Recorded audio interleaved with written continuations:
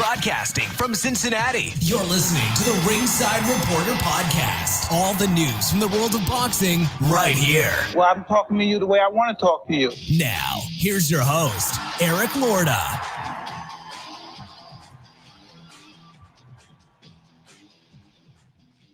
And we are live with show number 300. Welcome to the Ringside Reporter Show, where we talk about the latest boxing news. If it's related to boxing, we'll talk about it here. My name is Eric Lorta, and I'm here with my co-host, Joe Habib, and we have a great show for you. Also, too, we have our co-host, Mike Montero, sitting in tonight.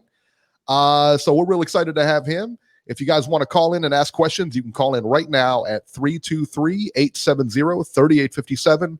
And we'll be here till about 8:30 tonight. We'll see how long it goes. And tonight, we're going to talk about the Deontay Wilder conspiracy theory. He claims, Beeb, he claims a lot of stuff here, that there was weights in his gloves, that he was bogged down by a suit, that somebody spiked his drink. And you know what? A lot of people don't believe him, but you know what? I believe him. And we'll talk about it later. But first, we're going to get started with Gervonta Davis and Leo Santa Cruz on the Showtime pay-per-view. Gervonta Davis scored a 6-round KO. It was vicious, if you didn't see it, over Leo Santa Cruz. And what was really, I tell you what, it was a good fight, man. And it had to be knockout of the year so far. For me, anyway, it was.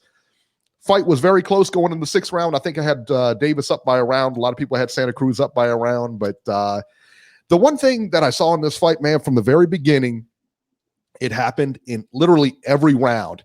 Santa Cruz was getting hit over and over again with that left uppercut, and he had no answer for it. He made no adjustments. And listen, man, you just can't get hit with that repeatedly, because the one he got hit with, didn't see it coming, and he was out like a light, man. I mean, he was out cold. He hit that canvas, just boom. It was vicious, man. Yeah, it was very scary, man. After the fight, man, Gervonta showed a lot of class, stating that he's glad Leo is okay and that Leo's father is actually the true champion here, man. Michael, I want to start with you here. Why? Because, and you see it as well, why is there so much hate with this guy? Why does nobody like Gervonta Davis? Well, I'm not going to say nobody likes him. I mean, Gervonta Davis moves the needle. He's done big crowds in multiple markets. I was ringside for his fight with Gamboa last year here in Atlanta, where I live now. He's done big crowds, East Coast, West Coast. He's had fights over in the UK. So he is definitely a guy that has proven he moves the needle when it comes to selling tickets. Yeah. And I definitely think he trends in certain demographics with the African-American fan base. I mean, I've talked to Leonard Ellaby. I actually did a piece on Gervonta Davis, a feature piece in Ring Magazine late last year. And I talked to Leonard about Gervonta. I talked to Steven Espinoza about him too. And they're both very, very excited. And he definitely trends with a certain fan base. Basically, Floyd Mayweather fans. That's who he's being promoted to. Yeah. I don't know if I call him a crossover star yet, though. That has not yet been proven, right? So the word star has different meanings to different people. I would say he's a boxing star, but is he a crossover star yet? Like a guy like, let's say, Manny Pacquiao or Canelo Alvarez is kind of a crossover star. I mean, he's the biggest star, but is he a huge crossover? I don't know. There's only a handful of guys like that. Gervonta is not quite there. As far as the hate, I just think a lot of people out there look at Gervonta and feel that he hasn't fought a top guy in his prime, in his own weight class yet. And I don't know if last night Leo Santa Cruz was that. I mean, Leo Santa Cruz, the bulk of his career was at 118, 122.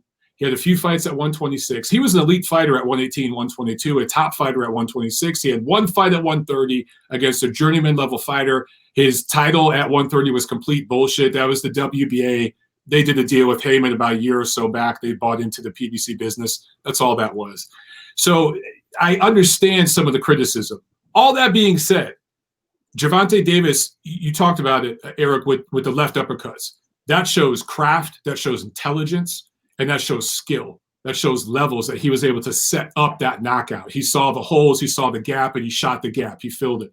And Leo Santa Cruz, who I personally feel, awesome human being. I love his family. They're wonderful people, but he's always been a tad overrated. I've never felt he was an elite level fighter. So great performance by Gervonta Davis, certainly a knockout of the year candidate. I still edge Povetkin over White just slightly for a few different reasons. But you could make an argument that this was knockout of the year. But is this pound for pound level stuff? Was this a pay-per-view worthy fight? I don't know about that. I think the Charlo doubleheader was a better value. And then we just had Lomachenko Lopez on regular ESPN. So you can see why there is some criticism. I think people want to see Gervonta Davis fight a guy at a natural 130-pounder in his prime. Let's see him fight Miguel Berchelt. If he blasts Miguel Berchelt out the way he just did with Santa Cruz, he's a top 5 pound-for-pound guy, no denying it, and he's a star at that point. Do you think that fight happens? No. I don't think that fight happens either. I don't think that fight happens either, man. No, again, I'm going to go back to when I talked to Leonard last year, Leonard Ellerby, who's a wonderful guy. He's such a charming guy. When you talk to him, he has a way of charming you to where, like, you're asking tough questions, and then 5-10 minutes into the interview, you're just like, shit, Harold, just such a cool guy. And then you just start shooting the shit. Yeah. But he basically told me last year, dude, we're going to go to Showtime pay-per-view. Tank is going to be a Showtime pay-per-view guy. We're going to fight Santa Cruz. So we've known about this fight for a year. So there was no surprises here. And this was a showcase setup type of fight for Davis to look good. It was similar. There were parallels, not exactly the same, but similar to what Mikey Garcia did for Errol Spence, right?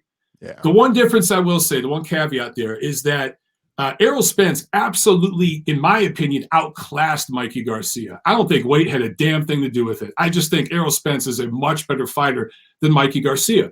Up until the knockout here between Davis and Santa Cruz, I thought this was an even fight, man. You could make an argument this was 3 rounds apiece, and Santa Cruz was boxing even in spots with Davis other than that left uppercut.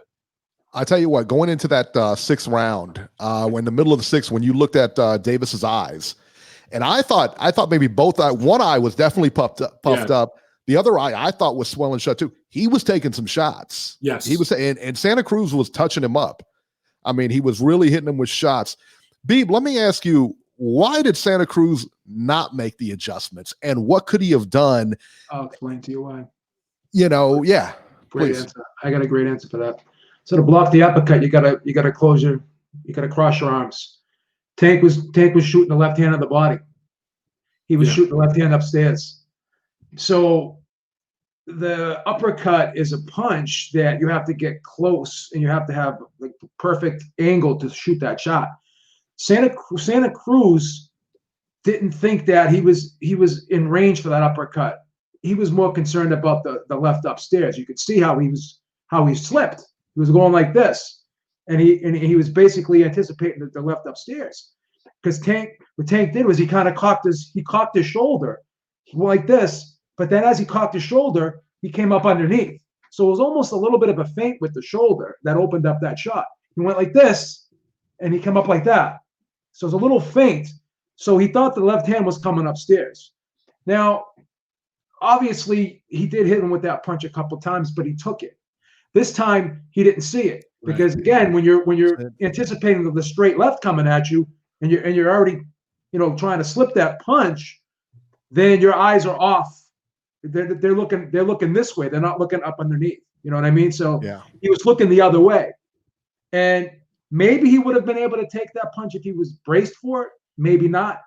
But I will say this: that punch would have knocked out anybody that had hit within 130 to 135, in my opinion. Yeah. The whole thing with Leo being smaller than Tank, I don't think the size disparity was as big as everyone was saying, and I'll tell you why. Tank turned pro at 125. Now Leo, turned pro at 115. But again, he's 18 years old. He grew up in Mexico. He was a poor kid. Same thing as Manny Pacquiao, turning pro at 105. Now, I'm not going to say that Tank's not thicker than Leo, but I think it's not out of the realm of possibility or inconceivable to say that Leo Santa Cruz can't fight at 130. I mean, he's got the frame to fight at 130. He was at 126 for a good period of time. I just think Tank is a puncher. He's just a puncher. He's a gifted puncher. I thought Leo fought him well. I mean, that was an even fight. I had Leo up by a round. It could have went, it was a close fight. To me, Leo looked like he belonged in there. He just got hit with that shot. can't take anything away from Tank. Mike is right. Obviously we are clamoring for the bigger fights with guys that he wouldn't be favored so heavily over. But the thing is this. I think it's the Floyd Mayweather blueprint. It's the money Mayweather blueprint. It's not the pretty boy Mayweather blueprint. And they know they can keep doing this and producing these highlight reels. So I think they're just going to keep going back to the well and doing this as long as they can. And hopefully they can catch a name guy, like no disrespect to Canelo, but I think he caught Golovkin probably at the tail end of his prime, whatever. I think they're going to try and do the same thing with Tank. And that's no disrespect to Tank. Yeah. Maybe they're saying to themselves, maybe he can beat Teofimo Lopez. Maybe he can beat Devin Haney, but maybe he can't. It's not a done deal. Like they want to be sure that they can get the victory. Right. And to answer your question, why does he get so much hate? It's because of I told you this yesterday. It's because of the man he's affiliated with. Floyd, even people who respected Floyd disliked him. I personally think Floyd is a hard guy to like. He just has a personality that just rubs people the wrong way. And I think that's kind of carrying over to Tank.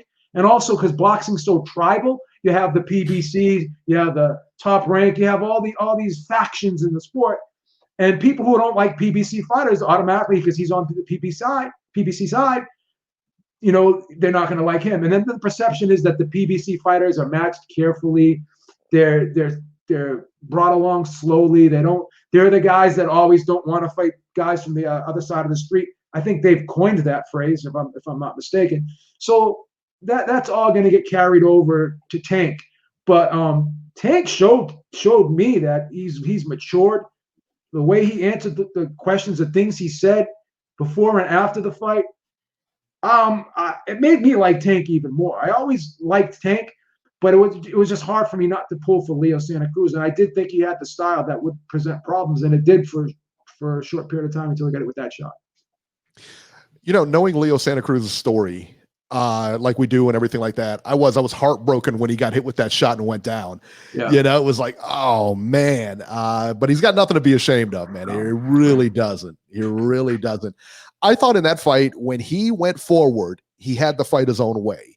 When Tank backed him up, it was a different story. He couldn't fight Tank. He had a hard time with Tank when Tank was backing him up, I thought. It's one thing when you're backing up on your own volition, but when you're being forced back, you can't plant by a stronger guy. Yeah, stronger, more explosive guy. Yeah, because you can't plant when you're being pushed back, in the position where you don't want to be, your feet aren't set properly, you can't fire back, so he was being forced back. It wasn't Tank was going back. He was trying to suck Leo into traps, but he wasn't being forced back where Leo was kind of being pushed back. Leo's always been the come forward guy, so he needs that momentum. Gary Russell Jr. came out after the fight, and I'm trying to think of who the bigger troll is, Deontay Wilder or Gary Russell. Gary Russell has been calling out everybody but Santa Claus, asking for a fight, but he doesn't seem to want to put pen to paper. I guess, he loses his pen when it's time to sign. He called out Gervonta Davis after this. That's a makeable fight. Both guys are on the same side of the street. You guys think that fight happens? No, I don't think it happens, but it'd be a lot of fun. I mean, just consider where both guys are from. If you did that fight in Baltimore, DC area, anywhere in between that area there, Philly, something like that, you could even do it up in Jersey, New York. It'd do a great crowd. I mean, that'd be an awesome crowd. That fight would sell. But style-wise, it'd be kind of fun too. But yeah, that's never going to happen. I don't think so. I would hope that if they put that together, they don't screw it up. The PBC doesn't screw it up again like they did the Battle of Ohio, which took place in Las Vegas between Bronner and Sean Porter. Hopefully they would have that in Maryland or anything like that. Montero, you have more of an inside track than I do, that's for sure. What is the deal with Gary Russell? Why does he only fight one time a year? Why does he, he calls people out. He never fights. He never does anything. Is he just content with getting a paycheck a year? I mean, which is fine if he is, but I mean, it seems like a waste of talent if you ask me. Complete waste of talent. I think he's the most talented featherweight in the world. I think head-to-head, I would call him the best featherweight in the world right now today. I'd favor him to beat Warrington if they fought right now, in America anyway.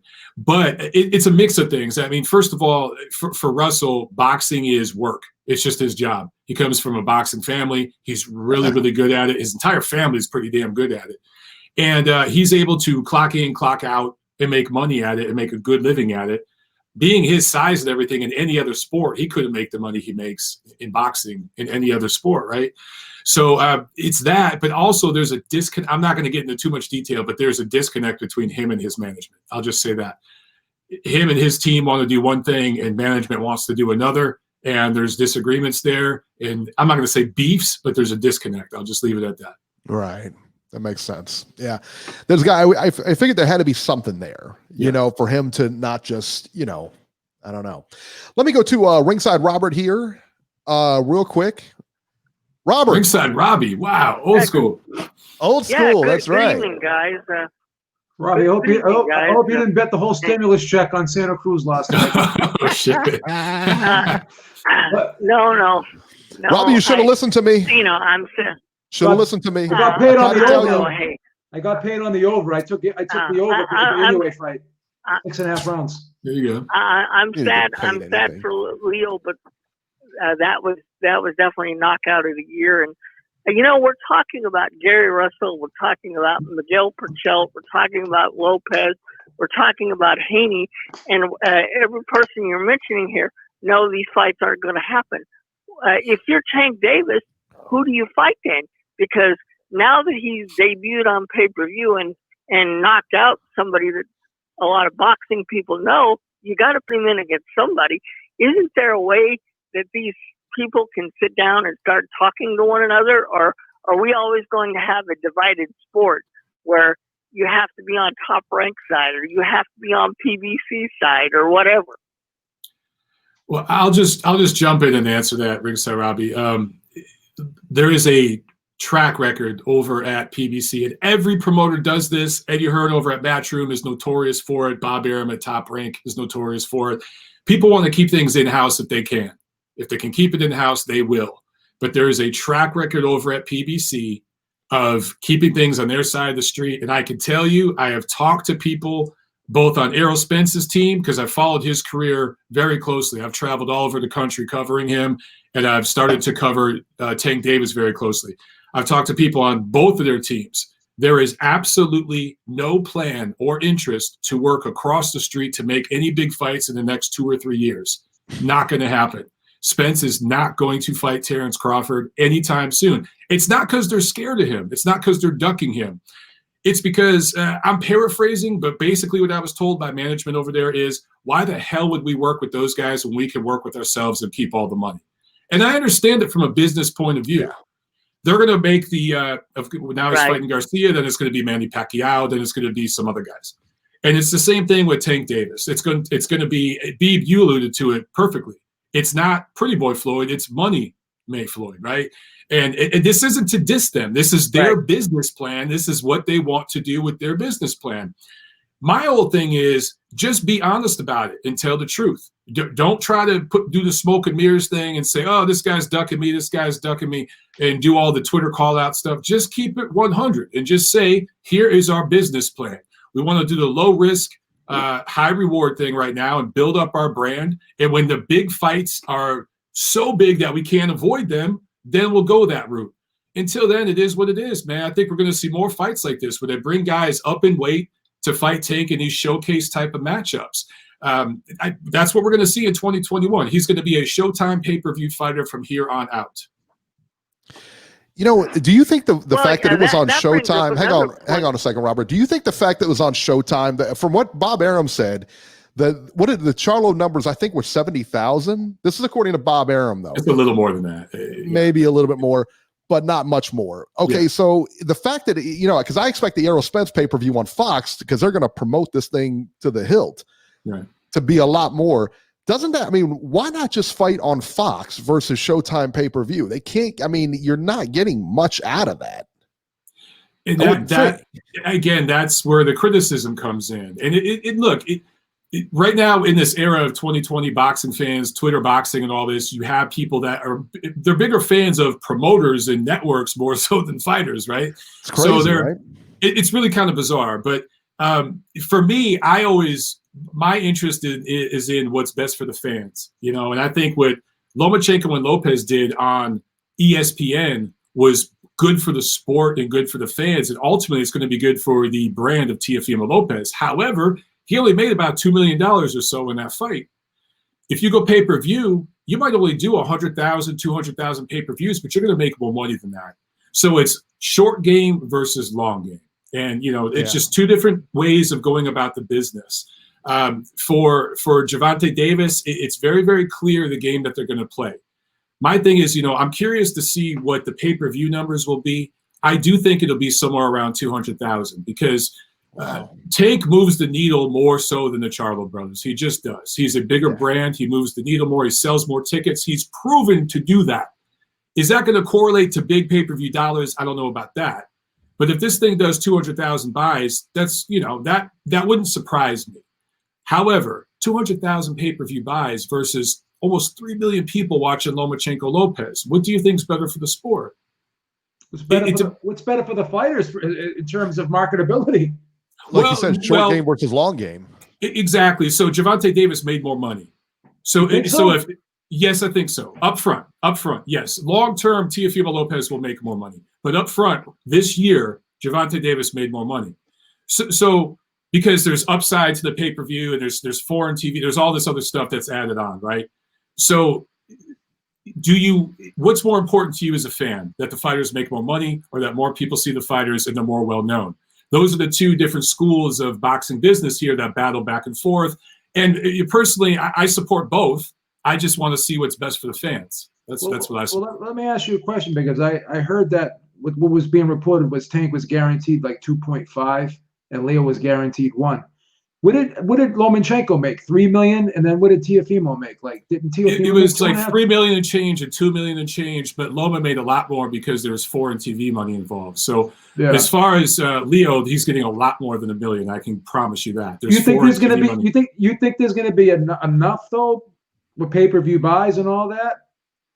There's a guarantee and then there's an upside afterwards, right? So Tank is getting his guarantee, which I think was slightly more than Lopez's guarantee. And then there's upside money, and then there's sponsorships and everything else. So I think when it's said and done, Tank might make $3 million off this. Because I know in order to get that residual money, they have to do a certain amount to get it though. Like usually, sometimes in the contracts they'll say like we get over a certain amount of pay-per-view buys, then you get this much or what.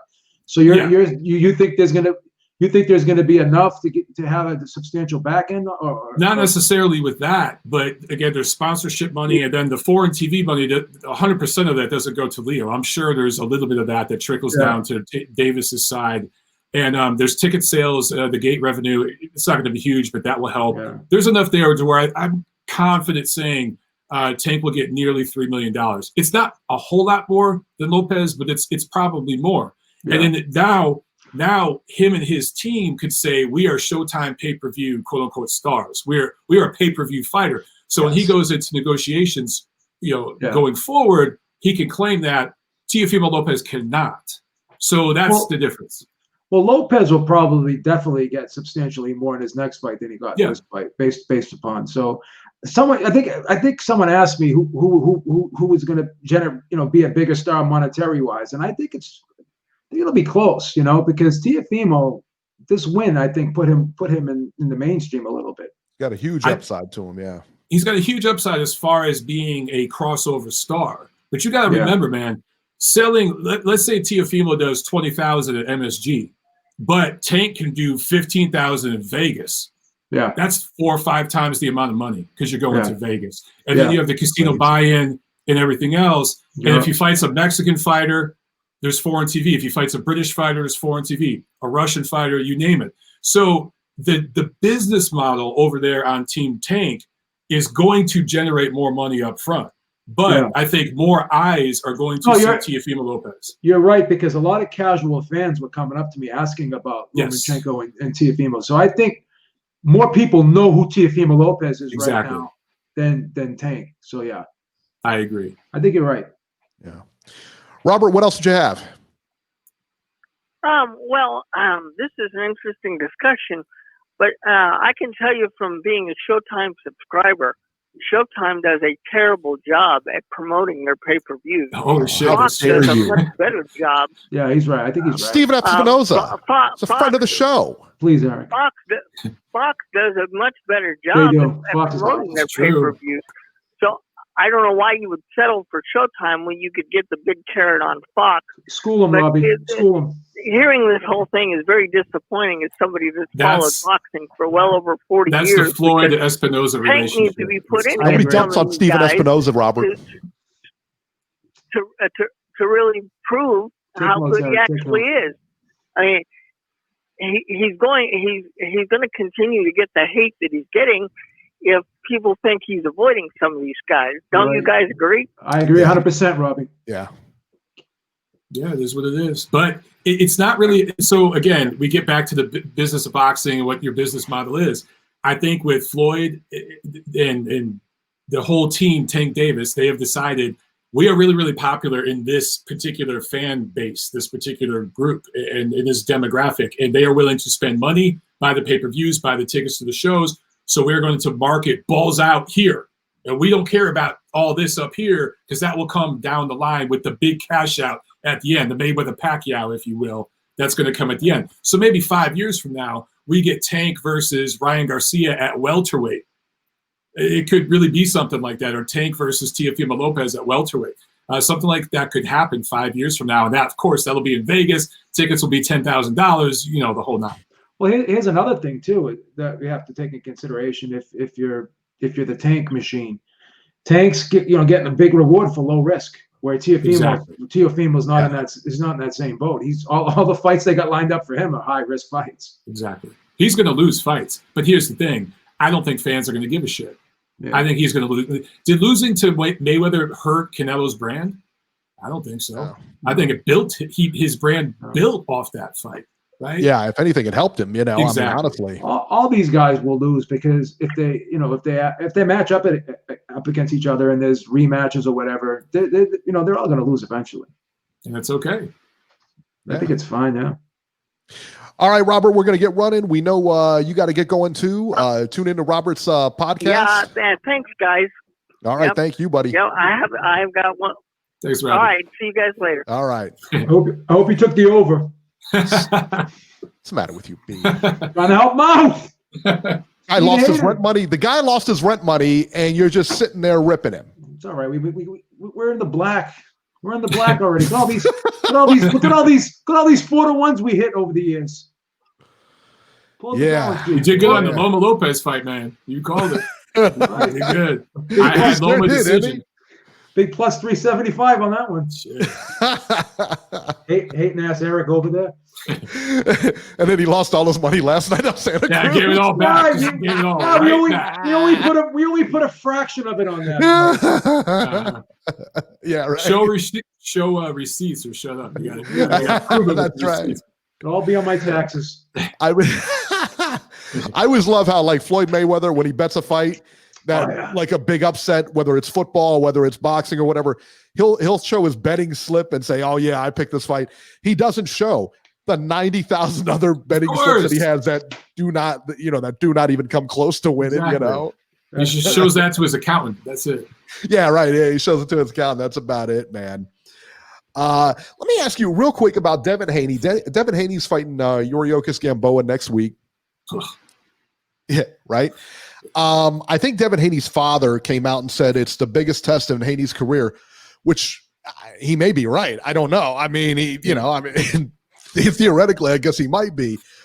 But I look at Devin Haney, and to me, he passes the eye test. To me, he's one of the best pound for pounds in the world right now. Even though he doesn't, his resume doesn't match the pound for pound. I get that. But to me, I think he beats anybody at lightweight. I think he's a danger for anybody at lightweight. I think if he moves up in weight, he's a danger. I think to me, I wouldn't pick against him. Where does he go from here after he beats Gamboa? Does he fight Ryan Garcia? Could that fight even happen? I mean, that fight's not going to happen because Garcia's got a big upside himself. So where does he go? we're not going to get any of these fights for several years. I hate to be that guy. I'm just telling you the way it is. Look at who all these young guns, who they're aligned with. They're all aligned with their own promoter. The sanctioning bodies are all in because the WBA will say, hey, you get an interim, you get a regular, you get a super, you get a duper, all this shit. So they all have their own version of the titles. They all have their own platform that they fight on, their own promoter. So we're not going to get these fights right now. Maybe at 140, maybe at 147 in the coming years.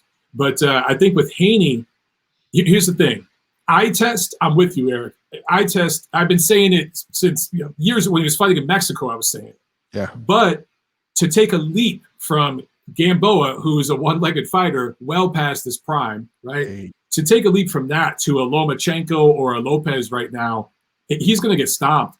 It'd be somewhat similar to when Lomachenko fought Salido in his second fight. That's a huge leap, man. So you got to build that bridge. You know what I'm saying? You got to climb the ladder. You can't just jump from the bottom to the top of the ladder. So they got to get him in there. Eddie Hearn has to get him in there with somebody in the top 10, at least in the top 15, top 20, and build him up. And hopefully Eddie Hearn can make that happen. I was shocked Gamboa was still fighting. I really was when they made this fight. I was just like, what? Really? He still owes people money, man. Unfortunately, I'm not even joking. These Cubans, a lot of them have to work with organized crime to get over here to, I mean, just between us, they owe people money before they even go pro. A lot of these guys, it's pretty sad. So that's insane. Just insane, man. Let's go over the rest of the card. Now, real quick, do you think this card now, like you said, the Charlo card was definitely a better value. Mm-hmm. On paper, this card didn't belong on pay-per-view. But I'll be honest, man, after spending the money last night and watching all the fights really performed. And I don't want to give that money back. You know what I mean? I wouldn't ask for the money back after watching it. You know what I mean? Whereas with the Charlo fights, it was, the first half of the card was really good. And then the second half, not so much. It just kind of petered out for me. All I'll say is this was a showcase style card. All of these fights ended up being showcases, very one-sided.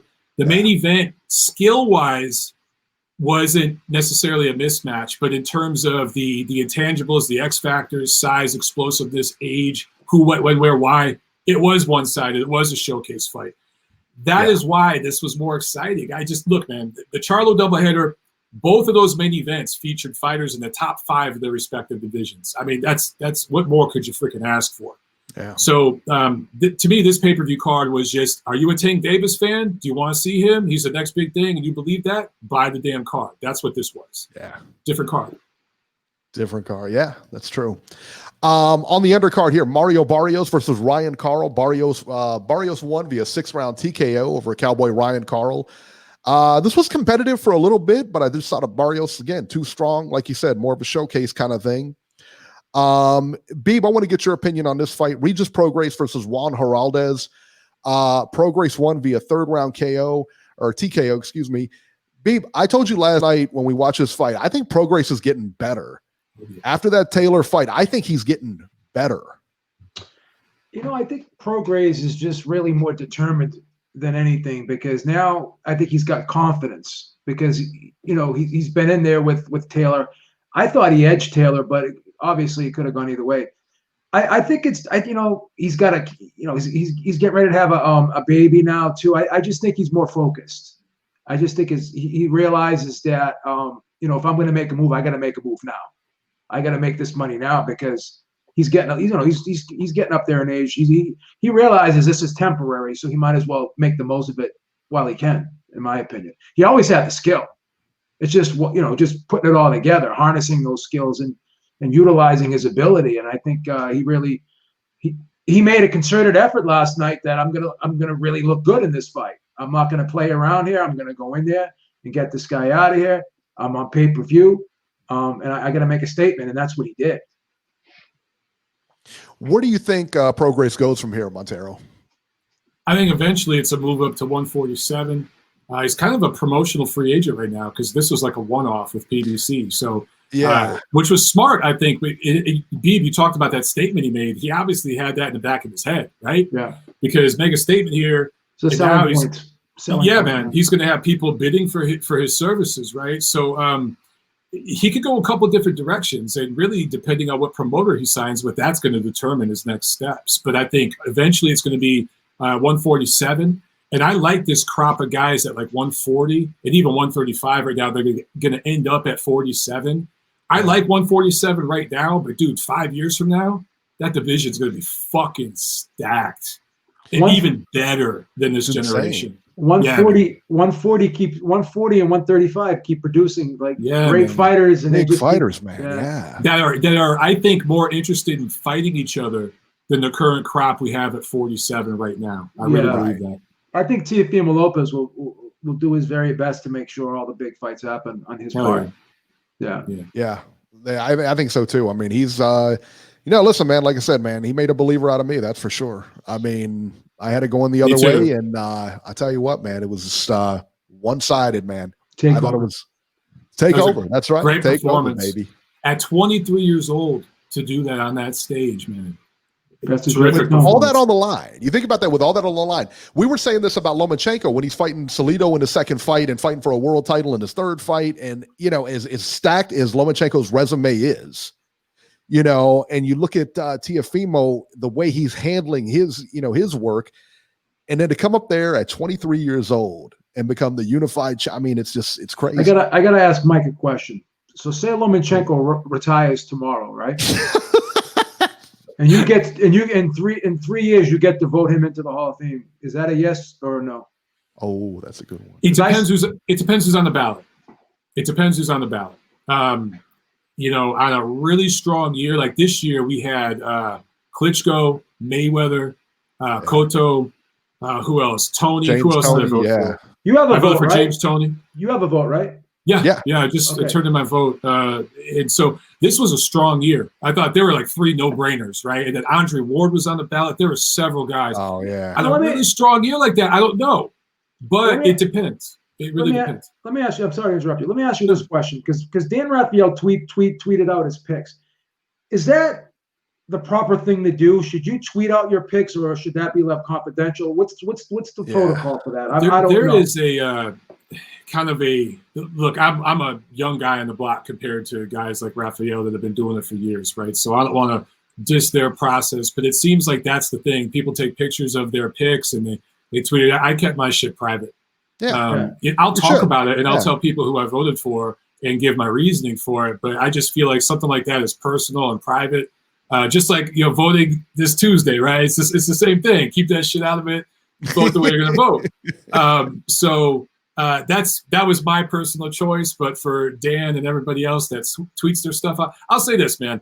Steve Kim, Doug Fisher, mentors of mine, several other guys that vote for the Hall of Fame, they didn't post theirs. That's what I'm saying.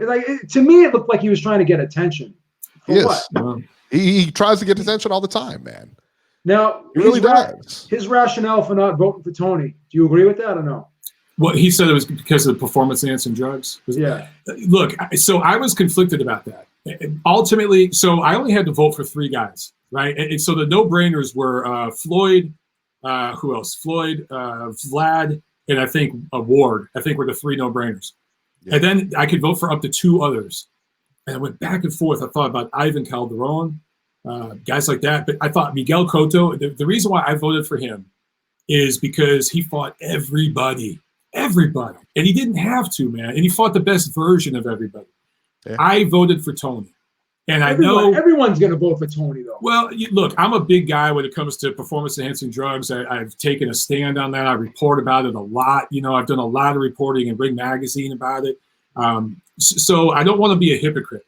But when I look at James Toney for his bulk of work at 160 to 175, and who he was in those divisions even before he won a cruiserweight title too. That win over Zhirov, that's an outstanding win.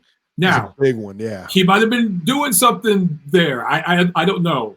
But 160 to 175, I do believe he was a clean fighter, and I think his work in those divisions alone merits Hall of Fame consideration. I'm going to make a very controversial statement right now. The drug that he did pop positive for, the Decadurabolin, it's really a healer. It's not going to make you better. It's that is just a healer. If they'll put you on that if you have an injury, It's not something that's gonna. And that what bodybuilders used? Yeah, but they if you tear a muscle or a ligament in camp, and let's say we both are in camp to fight each other, and I tear a muscle, you tear a muscle. Yeah. I take a week off of sparring to heal up naturally. You use that shit. You're enhancing your performance. Well, here's the thing. It's not going to make you better than what you are, in other words. It will if you're 100% and I'm 80% because I did it the natural way. I went into a fight injured. Maybe I get a shot or something or whatever it is, a massage or some shit before the fight, whatever it is, to alleviate the pain, but you're going in 100% because you cheated. So I understand it's not going to improve your skills, but it's going to make you come into the fight 100 and I'm coming into the fight 80%. Yeah. That's the counter argument. Well, it probably wouldn't even have brought him into 100. It probably would have brought him up to 80. You know what I mean? Because it's not going to heal him 100%. That's fair. Let me ask you, Vinny Pazienza, he ever get in? I don't think so. Maybe on a weak year. I love Vinny. Vinny is an awesome human being. He's great, right? His comeback is one of the greatest comebacks. Fuck boxing. It's one of the greatest comebacks in sports history. And more people don't talk about it enough. But if there was a category for heart and determination, his first ballot. But in terms of skill set and accomplishments, I just don't know, man. There's so many guys. So I'm sorry, but there's just so many guys on the list that I think get in before him. Do you think? Because the line I always use is Arturo Gatti. Right, and I've come around on that. Look, I loved Arturo. Yeah, awesome man. It just I think like on a year like this year, I'll fully admit I'm a huge Arturo Gatti guy. I wouldn't have voted for him. Right? No way. But on a weak year, maybe he sneaks in. So maybe that's how a guy like, let's say like a Ricky Hatton type or somebody like that could sneak in. You know what I'm saying? An exciting, popular fighter that wasn't necessarily as accomplished as other guys. But right now, like I didn't vote for Ivan Calderon. If he doesn't get in, he's on next year.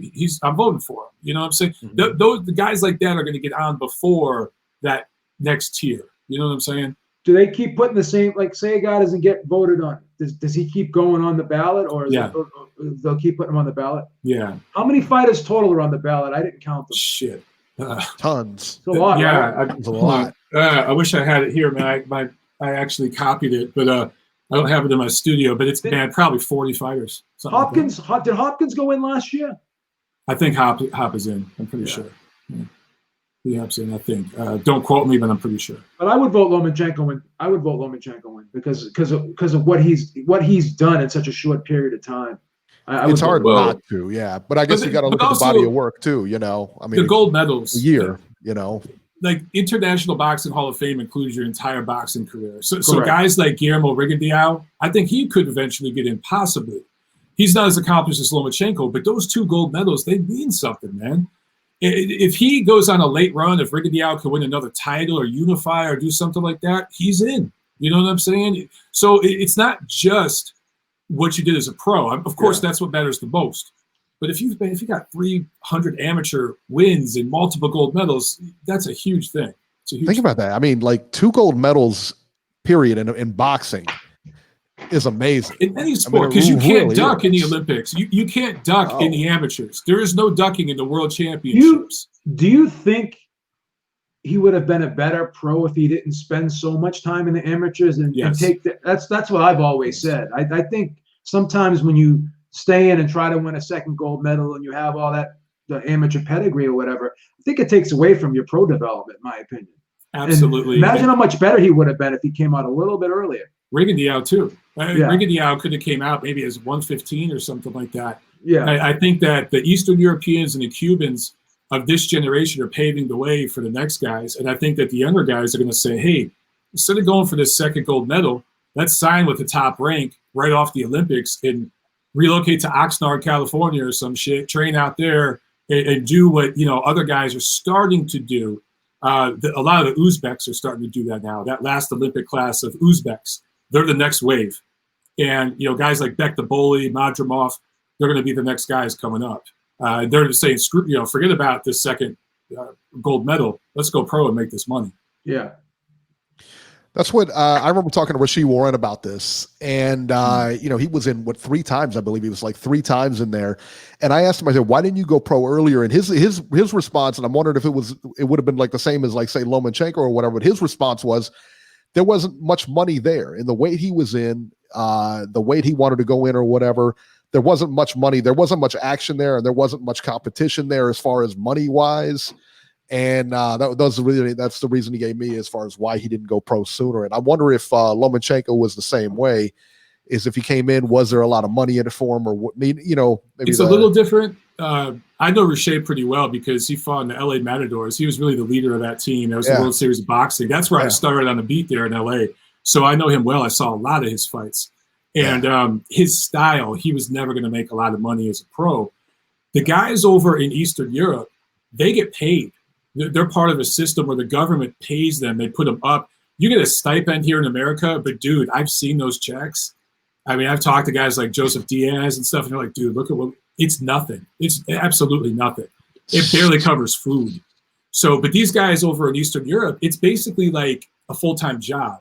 So they're making a living wage over there fighting in the amateurs. That's why a lot of them decide to stay there because they're able to feed their family, feed their kids, and it's not guaranteed in the pros. So it's a little different. Here in the United States, I don't know why anybody would stay in the amateurs when you could go pro and start making money. That's just me. Yeah, you can make a lot more money for sure. I mean, it's just for what they give these guys, man. It's like, oh man. Yeah. All right, and then Diego Magdaleno versus Isaac Cruz. Hey, what are your thoughts? Oh man, I tell you what, I want to see Cruz again and again. He's like must-see TV. You thought he might win that fight, but I didn't expect that. You didn't expect that destruction, man. He looked good. He looked as solid as you can get. We were talking today, the Ring Ratings Committee, as we do every Sunday, talking about what we're going to do, updating the ratings going forward. And I fought hard to get Cruz in the top 10 at 135. I think that we could take Rancis Bartholomew out at number 10 and put Cruz in there. Kambosos won against Selby, but a lot of people didn't like that decision. I think that Cruz belongs in there at number 10. I like Diego Magdaleno a lot. He's an awesome guy. I had him on my show recently. It's hard not to feel bad, but man, what a statement by Isaac Cruz. He's got 2 good wins this year, man. 2 good, solid wins. So he had a good year. That guy is solid. Yeah. So let's talk about this one. Derek Chisora versus Alexander Usyk on DAZN. Usyk wins by unanimous decision over Chisora by the scores of 117-112 and 115-113 twice. I had the fight score 115-113 for Usyk. Chisora pressed that action early. He made him work. Beeb, when you saw this fight and you saw the pressure that Chisora was putting on him early, I thought that, for me anyway, I didn't know if Chisora could really keep that pressure up, and it looked like he faded right in the mid-rounds. But what were your thoughts on what Usyk was able to do against a bigger guy who was coming at him, stronger? What were your thoughts on that? Well, everybody's, writing off Usyk, and Chisora just has a difficult style. He's been in a lot of fights, and he's given a lot of good fighters tough fights. I mean, he gave Fury a tough fight. He gave Vitali a pretty tough fight. And he has a style where he kind of swarms you. He can make the fight ugly, in other words, which he did for the first 5 rounds. But I credit Usyk for showing composure and poise, and he was able to, say to himself, if I create space, I can pick this guy apart. And he kept believing in that. And he didn't. It's like a shooter in basketball. A guy who's a good 3-point shooter. He misses a couple, but he keeps shooting because he knows the law of averages. He'll get them in. Percentage-wise, he can make his shots, right? Same thing with Usyk. Usyk knew that obviously this guy is going to try and do this the whole fight, which no one can do. I don't care how great a shape you're in. You can't go balls to the walls like that. He fought like it was almost desperation. I know I can't outbox this guy, so I'm just going to empty out the clip and hope to take him out. And that's what he was trying to do. But the thing is Usyk knew that I can withstand this, and this I can't. And people are gonna sit there and say, well, Usyk didn't look great. From the 6th round on, I thought he looked phenomenal. That's the Usyk that I think is the real Usyk. Not that what happened in the first 5 wasn't the real Usyk, but that was Usyk trying to figure out his opponent and adapt to that awkward style of Chisora. So, I don't think that he can beat a Tyson Fury, but I think style-wise, he may give Joshua problems because Joshua is not an inside guy. Joshua's more of a mid-range guy. Even the jab is a little inconsistent from Joshua. Sometimes he just pauses it and then he brings it back low. Joshua's got a lot of defensive liabilities, and he doesn't fight like Chisora. So I'm not ready to write Usyk off as a heavyweight right now. I think that he can be a champion. I just don't think he could beat a Tyson Fury. That's my opinion. He could beat a Wilder. He could beat an Andy Ruiz. I think it's possible that he beats Joshua, but he would obviously still have to favor Joshua in that fight. But who knows what Joshua is going to look like, after being knocked out and then coming back and fighting the type of fight. Not that it was wrong that he fought that fight, but it's just not the Joshua we're used to seeing. Joshua's made his money on being that assassin, that killer type. He wasn't that killer type anymore. So if he fights the same way he fought against Ruiz, if he fights Usyk that way, it's not out of the realm of possibility that Usyk, couldn't give him problems in a boxing match from the distance. I would love to see Ruiz and Usyk fight. I really would. I think that's a real good fight right there. I think Usyk can beat a lot of guys. I think with the right opponents and with the right opponent, he can become a champion. I think he could grab a title at heavyweight. I mean, if that WBO title becomes vacant, which is what they've talked about for a while, then I think he could pick that up against the next available contender. The thing that stood out to me, man, is like the beginning of that fight, boy, did that ring look small. And I just think it's because Chisora had such great pressure. He did a great job pressuring Usyk early on in that fight. He made that ring look like it was 2 feet, but you could just see the size difference. And I think it was about 40 pounds difference between those two guys. And I was thinking about it. Usyk is a natural 200-pounder. He's bulked up to 217, right? But he's really a 200-pounder. So in terms of natural size, there was really a 50, almost 60-pound weight difference between these guys.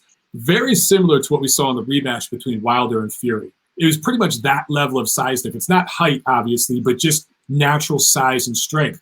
So for Usyk to do what he did against Chisora in the mid-rounds, which is where I thought he looked spectacular. In the late rounds, Chisora had a late-round surge, and I thought it did pretty well in some of those late rounds. It was impressive by Usyk, but he was able to stun Chisora, get his respect. I think it was the 7th, 8th round where he buzzed him up on the ropes at the end of the round, but he couldn't follow up on it. And when Chisora was able to finish strongly the way he did, as gassed as he was in those middle rounds and buzzed, that's where the concern would lie for me if I'm Team Usyk, because against a guy like Anthony Joshua, who in that rematch with Ruiz proved he could fight a little bit backing up, proved that he could fight a little bit at distance and at range when he needs to against a smaller guy that's a little faster, and maybe a little craftier, throws more punches from different angles, which Usyk would do. I thought he showed some levels in that fight. I think it's an underrated performance by Joshua in that rematch with Ruiz. I can't give Usyk, I can't favor him against any of the top 2 or 3 heavyweights right now. But I agree with you guys. At that mid-level of the top 10, you're talking like Joseph Parker, maybe Luis Ortiz, Andy Ruiz, guys like that. I'm not saying it's close. It's like 55-45 because we don't know yet what he's going to look like against that level. We haven't seen it yet. Chisora is like maybe around number 11 or 12 in the heavyweight division. On any given night, he could give anybody problems. Beeb, I forgot all about that great fight he gave with Vitali. Going back, I forgot all about that. So you mentioned that. Good shout, man. Look at Vitali's midsection in that fight. It was red. He was ripping that body. I think people underrate Chisora. I think people underrate and underappreciate Chisora, who really he's solid. He's a solid fighter. In the first Fury fight, that was a tough fight for Fury. That was a really tough fight for Fury. Fury's improved a lot since then, if you go back and watch that fight. But Rick Ramos, who trains Jessica McCaskill, is a friend of mine up in Chicago, good trainer, good dude. He actually said that Chisora reminds me of like the 90s heavyweights. His style, his build, the way he fights. I was like, thinking about that. I was like, yeah, man, he's kind of that prototypical, quintessential 90s heavyweight, just the way he fights and goes about his business. And that's why it's kind of fun to watch. But I thought he gave a good performance. I scored a 116, 112 for Usyk. I'm impressed, but I'm not ready to crown him as the next big thing at heavyweight. There's still a lot of work to be done. You know, he's got the stamina, of course, you know, and I joked I joked with my dad before the fight, or as we're watching the first couple rounds. I said it was almost like, if you guys have ever seen Life of Brian, the guy, they're in this gladiator ring and they bring this big gladiator out and they bring this other guy out who's just completely just skinny. He looks like he weighs 100 pounds. He throws down his weapons and just starts running around the gladiator pit until the other guy has a heart attack and then claims he's the winner, you know? That's awesome. And that's really what it looked like. Now, so he has the stamina, okay? We know he has the stamina. I don't know, does he have really the punch? Because I really think Chisora gassed out. Does he have the punch to get that respect? And if he doesn't, isn't that going to be a huge problem for him? Because I don't know that that's something he's really going to develop unless he puts on muscle. Then, of course, you got the trade-off with the stamina. Yeah. He weighed 217 for this fight. I think 3 more pounds and that's it. Anything over 220 for him, he's going to slow down too much. It's not going to work for him. So he will settle in the next 2 or 3 fights right around 220, maybe 222, something like that. But is that enough to get it done against these guys that are 250, 260, 6'7", 6'8"? Chiseled, you know, I mean, yeah. Yeah, just Fury has so much range, man. I mean, I do agree with you, Beeb, that he would have a better chance against Joshua than Fury at this point, just because Fury is so tall and long.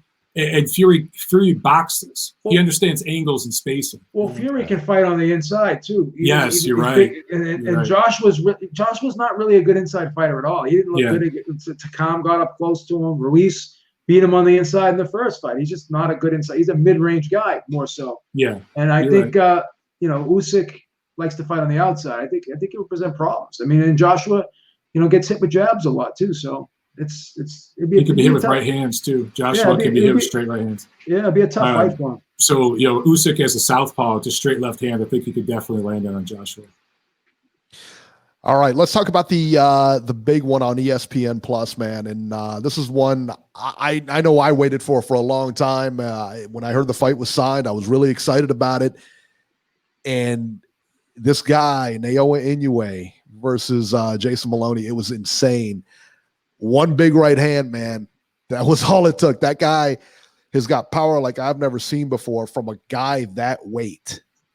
Mm-hmm. From a guy that weight, it's insane. And coming off that win against in the World Series of the World Boxing Super Series or whatever, coming off that and just parlaying that. So he can go the distance. He can box. But he's still got that big punch, and he's cognizant of that. He said during the interview, "This is how I'm going to get bigger and make a name for myself, is to keep that knockouts, keep it going." That's what people want to see. He's really, really impressive, man. Where's the ceiling for this guy? Oh man, he called out Casemiro and Ubali, the other 2 titleists. That's 118. Right. Man, that Ali fight is amazing if that happens. I agree. Either of those fights, and I do think Top Rank will get one of them done next year. I can't say too much. I have confidence. Just trust me. One of those fights will happen next year. Probably Casemiro, but he's gonna win titles at 118 and clean out that division. Circling back to the beginning of our discussion, though, with the Tank Davis fight over Santa Cruz, and you were talking about hate that Tank is getting. I'm seeing hate starting for Inoue, man. I'm seeing a lot of guys hating on him. Who's the NBA player that tweets about boxing recently and didn't have Inoue? And I can't think of the guy's name. I don't know. Damian Lillard. Damian Lillard. Yeah. He didn't have Inoue in his pound for pound list, and people called him out on that. He goes, "I'm not a believer." He doesn't know who Inoue is. So there's some people that are still doubting this guy. He started at 108, and he's now at 118, right? And the thing is, by fighting Jason Maloney, Jason Maloney is not a Hall of Famer or an all-time great, but he's a solid top 10 bantamweight. He's a proven top 10 bantamweight. And he didn't win a minute of this round, or 1 minute of one round against Inoue in this fight. It was a complete domination.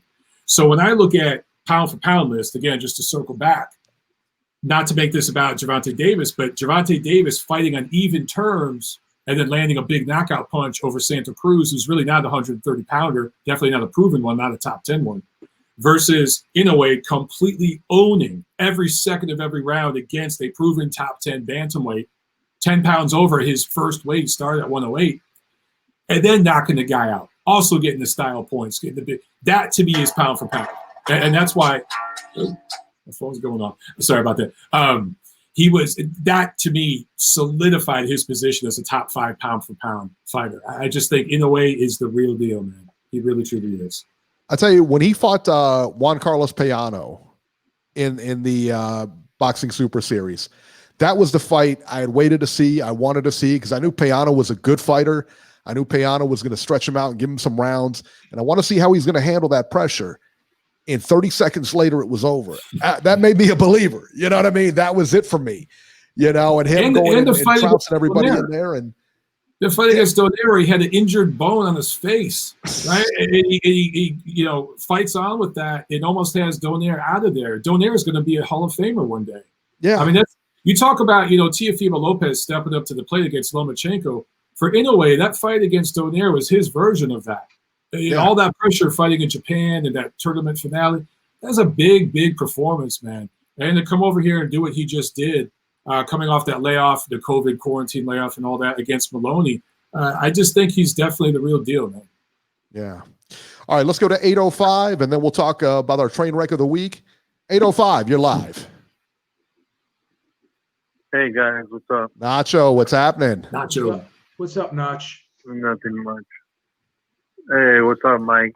I'm glad you're on there, Mike, because Beeb was giving you such a hard time recently. I heard. I'm glad that Beeb was actually interested enough to give you a chance to respond to his accusations of you being a Loma homer.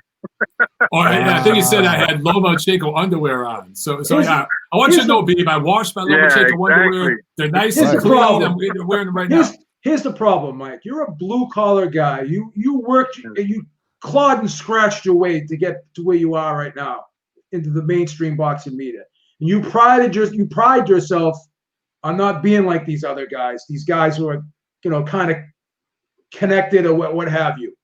I don't want to see you go over to the dark side. That's why. Eric was already – I couldn't save Eric. He already went there. I don't want you to go. I'm already there. He's already there. You give me $50, I'm doing what you want. That's it. That's how I'm living. I honestly want to know, B, what makes you think that? And I know you were just talking shit and having fun, but seriously, what makes you think he was serious, Mike? He's dead serious, right? Yeah. what makes you think that I had Lomachenko underwear on? Like, because I picked him to beat Lopez by decision, but it's not like I said he was going to blow him out or anything like that. No, but the thing is, I just didn't like how so much focus was on that scorecard, because I just don't think. But Letterman's scorecard, bro. Yeah, but I mean, you can't defend that scorecard. I can't defend that scorecard. But what you had guys like Lance Pugmire, you had Mike Coppinger, and then you had that idiot Teddy Atlas, and Teddy Atlas was railing on those scorecards, and it just. But that's what Teddy does. Teddy will rail on a cup of coffee. That's just what Teddy does. Yeah, you know what I'm saying? That's Teddy's shtick. And now that he's out of boxing, he's kind of going that route more because that's how he gets social media traffic, and he's trying to tell Eric that Eric doesn't want to believe. And I like Teddy. Always disrespecting Teddy Atlas. He hates Teddy Atlas, but it is what it Teddy is. Atlas. Teddy's a good dude, man. Yeah, but Mike, listen to him, Beeb. Let me ask you a question. You don't, in your opinion, do you not agree that sometimes the press will just take a guy that they like and they'll push him like certain name fighters? Yeah, but do you honestly think that? Look, man, when Lomachenko, I believe it was his 12th fight, when he beat Linares by knockout, really impressively, got off the floor to do it. And he had won titles in 3 weight classes in 12 fights against legit opposition. People that say he ain't fought nobody are stupid. I agree. On top of the 2 gold medals, dude, at that time, he was no less than the 2nd or 3rd best fighter in the world pound for pound. And people say, well, what about Terrence Crawford? Terrence Crawford was 2014 Fighter of the Year, long before Lomachenko was. And I get accused of being a Golovkin homer, right? I was against rating Golovkin #1 pound for pound. He did not do enough to rate. Now, if he had officially beat Canelo, then he would have been #1. I never considered Golovkin #1 pound for pound. Eye test and all that, maybe. but he had not proven it. I've been consistent about this. Right now at Ring, we have Canelo number 1, and I disagree with that. I personally think Bud Crawford's the number 1. Yeah, I would put Crawford number 1 too. And I've had him number 1 for a while. But some people push Lomachenko, but you got to admit, Beeb, there's just as many people that pushed back and went hard on Lomachenko and had double standards. On YouTube. But there's also people that are tied to the boxing press on certain platforms, maybe through YouTube or whatever, that are paid indirectly by certain platforms. I'm not going to go into specifics. I know what you're talking about. Yeah. Okay. Those people went I agree with just you. as hard against Lomachenko. And those are the guys that I fight against because I'm like, I don't give a shit what people on YouTube say. Right? So if you had Lomachenko number 3 or number 4 pound for pound, cool. But there were people saying, man, he ain't on the pound for pound list. He ain't fought nobody. Come on, man. That's ridiculous. That's just ridiculous. Good fighter. Great fighter. But he lost. For people that say, oh, this was a robbery, he beat Lopez. Get the fuck out of here. He did not beat. Lopez won that fight. If you gave the 2 swing rounds, I think it was 2 and 7 to Lomachenko to draw. I just can't see 2 as a swing round. Maybe 7. Maybe 7. Maybe 7, but I can't see 2. And going back and rewatching it, I agree with you. Watching it live, I got a little duped because in the last 30 seconds, Lomachenko landed a couple of sharp jabs that snapped Lopez's head back and stopped him in his tracks. And that looked impressive enough. Okay, maybe we give him this round. By the way, Terrence Crawford scored the fight a draw. Andre Ward scored the fight a draw. I know over a dozen people in the boxing community, guys who know what to talk about, that scored a draw. Going back and rewatching it, I scored at 7-5 Lopez. But look, I just think there's too much hyperbole and extremism on both sides of the equation. Can't we just appreciate the dude for what he is? That's all I'm saying. Just appreciate for what he is. I just wanted everyone to say this was a great fight. It wasn't a great fight. I don't know if it was a great performance. I should say it was a great night of boxing. Yeah. Because of what happened. You had a young kid emerge as a new star in the sport of boxing. I agree. It was the passing of the torch. I agree. That's what I wanted it to be. That's all. And I think for most people that's what it was. It's just there's so much polarization around a guy like Lomachenko, okay? And you see this increasingly with the Eastern European fighters because they are the new kids on the block. It was like this for the Mexican fighters when they were first coming up. It was like this for African-American fighters for decades because of all the bullshit they had to endure in this country politically and in the ring. Before that, the Italian-Americans, the Jewish Americans, every new kid on the block goes through this process. And right now it's the Eastern European fighters. And so there's a certain element of the boxing community, including the media, fringe media or otherwise, that is a little threatened by these guys because they're the new kids on the block. They sound different. They look different. And so there's this polarization. Can't we just can all that shit and appreciate these guys from all corners of the earth, okay? I'm just saying, Lomachenko, to deny this guy's greatness, that's crazy. Do you think Ward Kovalev was a bad decision? Would you call it a robbery? I would not call it a robbery. It was a close fight that I thought Kovalev edged. But robbery, that word is overused. Let me tell you, what's a recent robbery? Because there's plenty of examples in boxing we could go to, right? Of course, and now my mind is blanking. But you know the difference between a close competitive fight where the establishment guy gets the benefit of the doubt, the promotional A side or the guy that the promotion would like to push going forward gets the benefit of the doubt. That's different than an outright robbery. Adelaide Bird's scorecard in the first Canelo Golovkin fight, that was a robbery fucking scorecard because not only did she give it to the wrong fighter, it was 10 rounds to 2 for Canelo. Yeah. That is a robbery scorecard. Well, here's another thing too, because sometimes when people score a fight 7-5 and then it ends up being a draw, just because a fight is close, you could still have a close but a clear victor in a close fight. Like you could say to yourself, this guy clearly won 7 rounds. Yeah. And then people will say, well, it's only 1 round difference if you can make it a draw. Yeah, but you'd have to take one of the clear rounds away from that guy to make it a draw. Sometimes that happens too, because I hear that said a lot by a lot of people. Oh, well, would you score at 7-5? Okay, but it was only 1 round. But the 7 rounds, clear. You know what? And BoxRec has a nice feature now. I don't know if you've seen it, where you can click on there's like at the end of each fight, there's like a scoring tab, and it has like an average of all the fan scorecards. Yeah, and it'll tell you, like, they usually tally up like 200 fan scorecards or whatever. And did you see that Urbina Sulam fight versus Esparza? I didn't get to see all of it. No. But the average scorecard for that was a draw. I had it 7-5 for Esparza. Yeah, but the average scorecard for that fight, they had like 200 people scoring, it was a draw. Interesting. It was interesting, yeah. I think there's real opportunities with that sort of thing in the future with social media and stuff to improve scoring in general, because a lot of these judges just fucking suck. I think there should be 5 judges instead of 3. I think, you know what, we could have. We don't have to add judges. We just have to hold judges accountable. The fact that we have judges like Adelaide Bird continuing and not beating up on her, she's not the only one. There's plenty of guys that have turned in shitty score. Julie Letterman's scorecard recently would make Harold roll in his grave. Those types of scores, you should be held accountable. You should be suspended for 6 months. You saw what she did in the Bradley Diego Chavez fight when she had. Oh God, Diego Chavez beating Bradley 116 and 112. With Bradley, because did that end in a draw? Yeah, it ended in a draw. Yeah, that's right. Because of that card. Because of her. It was horrible. Yeah.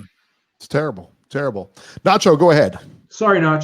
We just completely cut Nacho off. We just completely. You want to open up a can of worms? You want to open up a can of worms? This is what happens to you.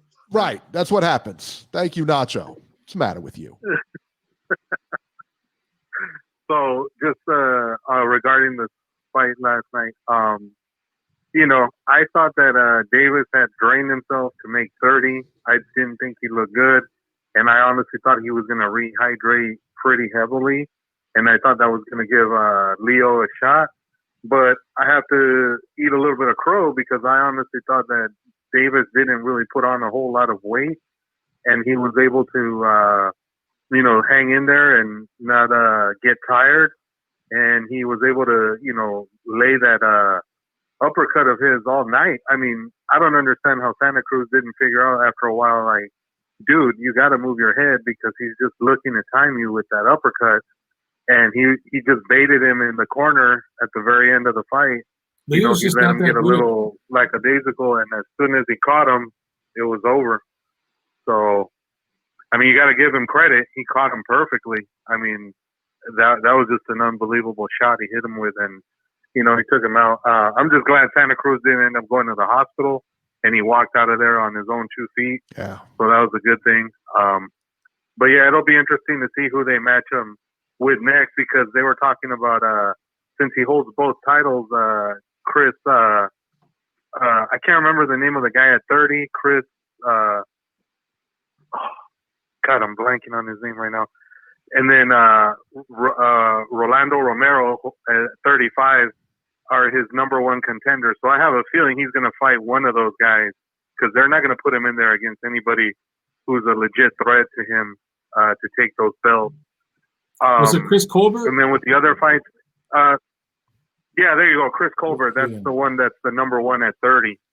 And then with the other fights, I was shocked at Cruz destroying Magdaleno the way he did. I didn't see that coming.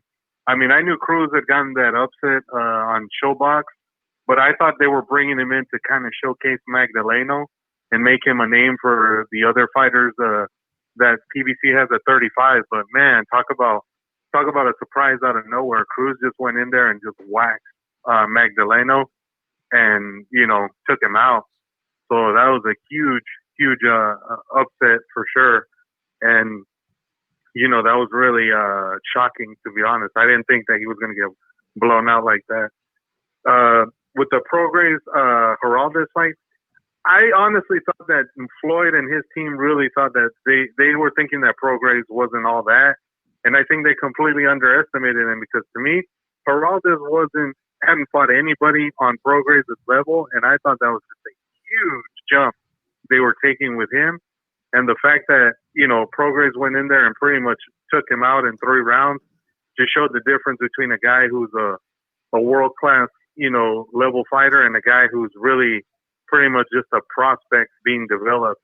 And I think they completely bit more than they could chew, and it came back to bite them in the ass.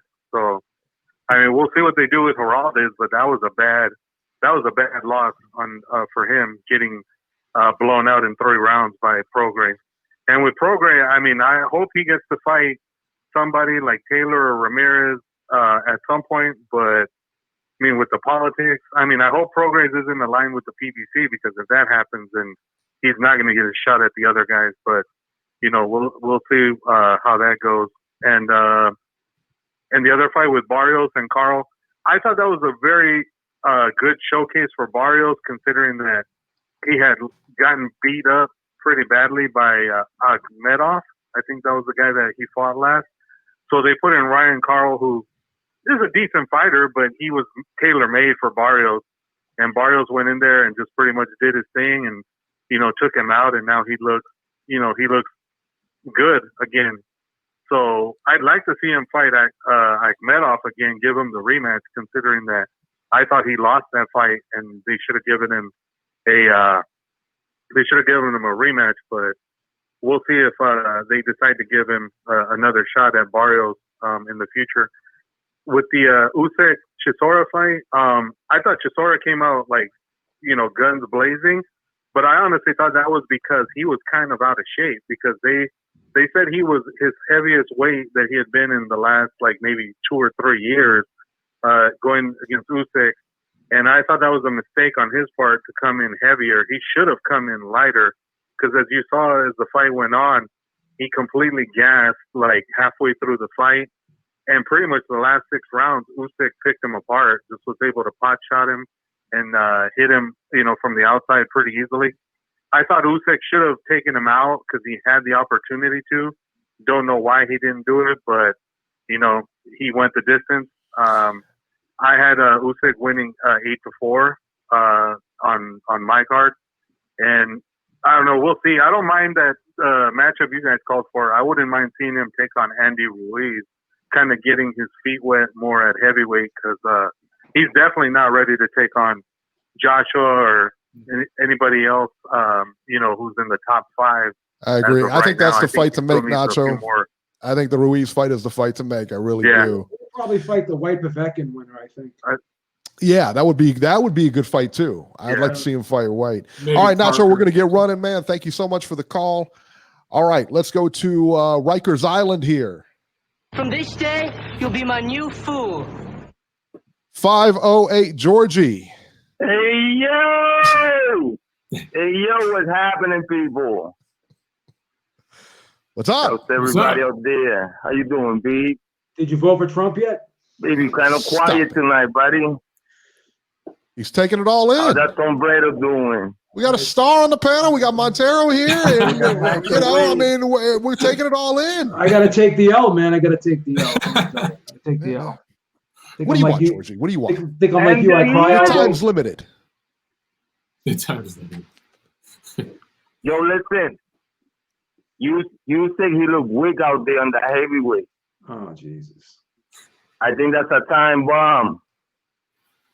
He ain't beating all these guys, though. He ain't not really. They say, like, Montero was saying that Chisora was underrated, but what's Chisora's biggest win?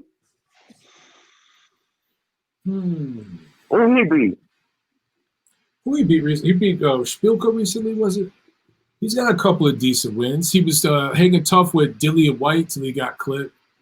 Who, Chisora? There's no fucking name there. Stop it already. This is why we're making here all the time. There is not a name there, really. You start putting these people on this pedestal.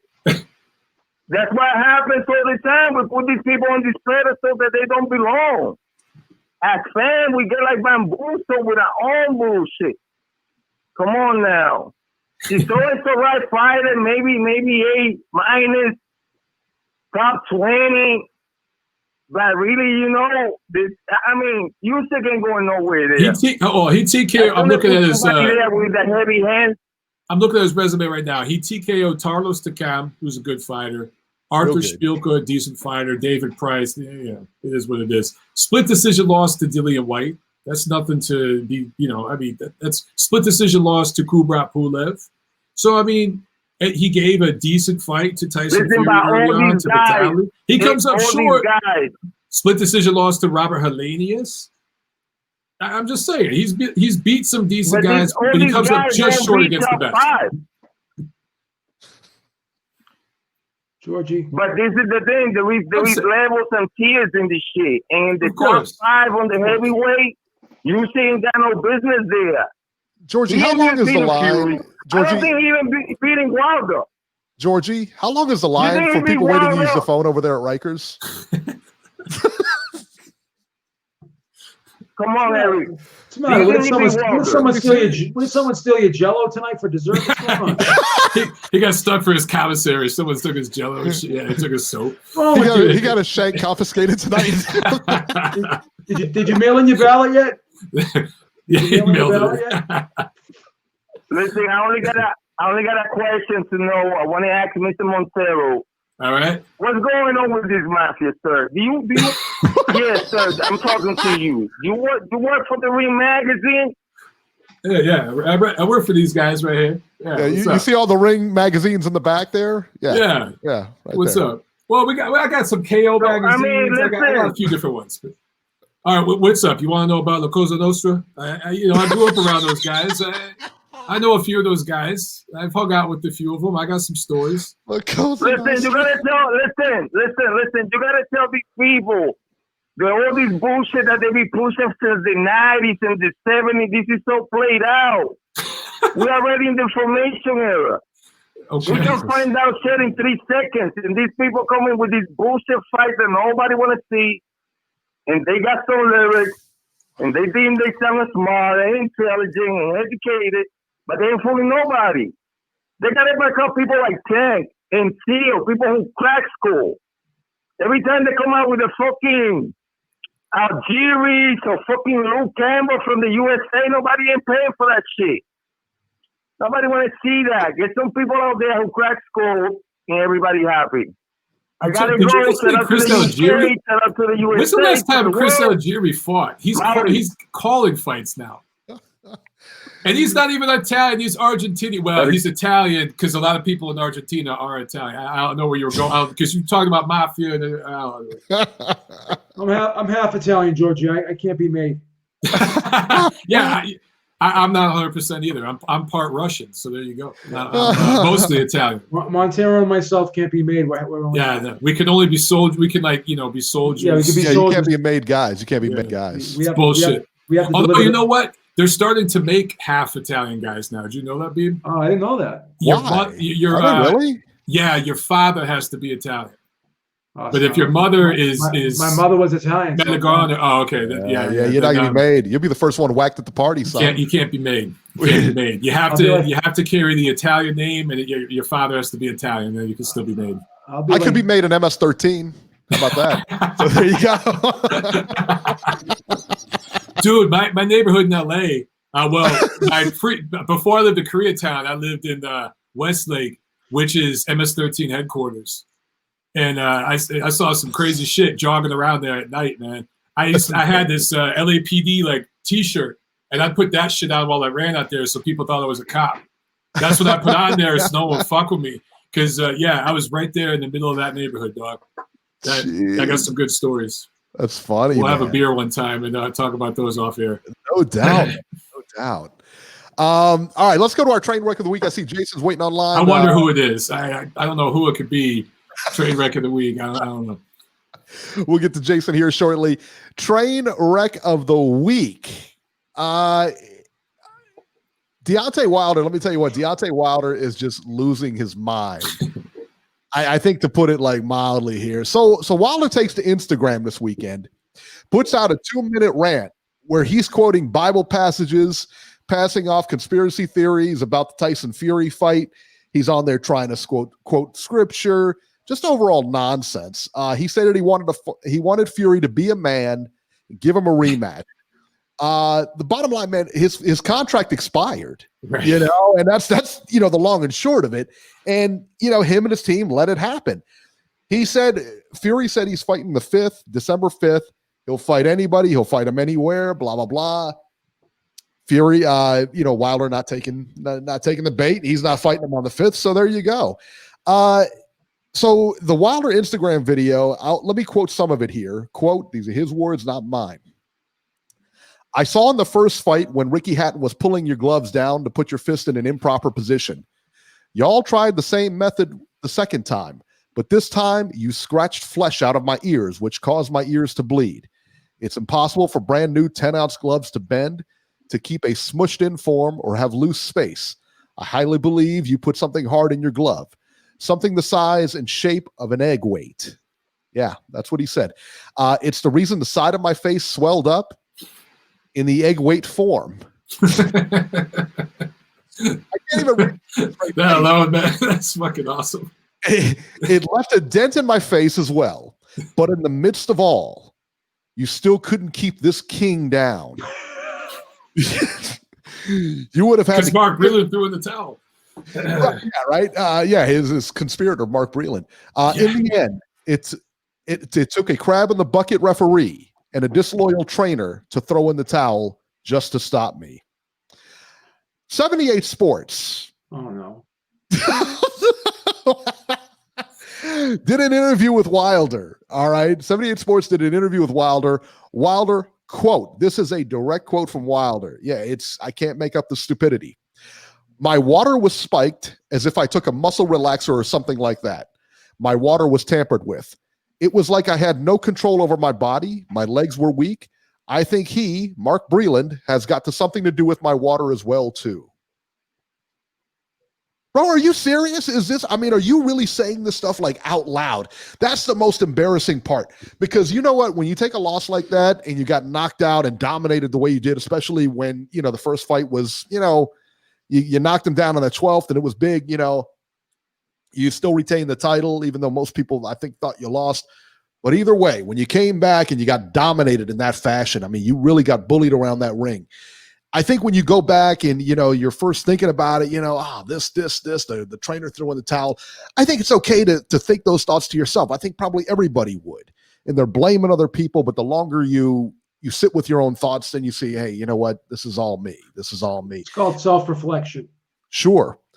And he said this out loud, and he's still saying it out loud. His costume was heavy. Somebody spiked his water. Egg weights. Montero, egg weights. That's the best one. Well, yeah. And this is 8 months after the fact. It's not 8 days after the fact. As crazy as the suit excuse was and all that, it was the week after the fight. So look, man, fighters make excuses. They have since the beginning of time, right? It's kind of part of the history of boxing. But I don't know if I've ever seen a fighter continue to build upon these excuses. And really, a lot of these are coming from a portion of his fan base on YouTube. And he's kind of bought into these conspiracies that his fans created. And he's adding to this shit 8 months later after a fight. It's so bizarre. I've never seen anything like it. Every video, because he's posted several videos this year, right, on his social. Every single one is more and more out there and just strange. And he comes off almost like a cult leader talking to his subjects. Yet there are people out there defending all this stuff. And my thing is, regardless of how you feel about him accusing Fury of cheating and the glove gate, and even some of his rhetoric in the past, you jumped over a bunch of stuff because he hinted to colonialism and slavery and all these kinds of things and tried to tie that to his fight with Tyson Fury. It has nothing to do with it. Regardless of how you feel about any of that stuff, throwing Mark Breland under the bus and calling him a disloyal trainer is absolutely disgusting and indefensible. And then he dissed Kenny Bayless, calling him a crab in a bucket referee. Yeah. That reference, if you look up, the subtext behind that phraseology is really, really ugly, talking about a fellow African-American man in that light. And then Kenny Bayless docked a point from Tyson Fury in that fight and went above and beyond to give Deontay Wilder every benefit of every doubt and every chance to continue and fight back.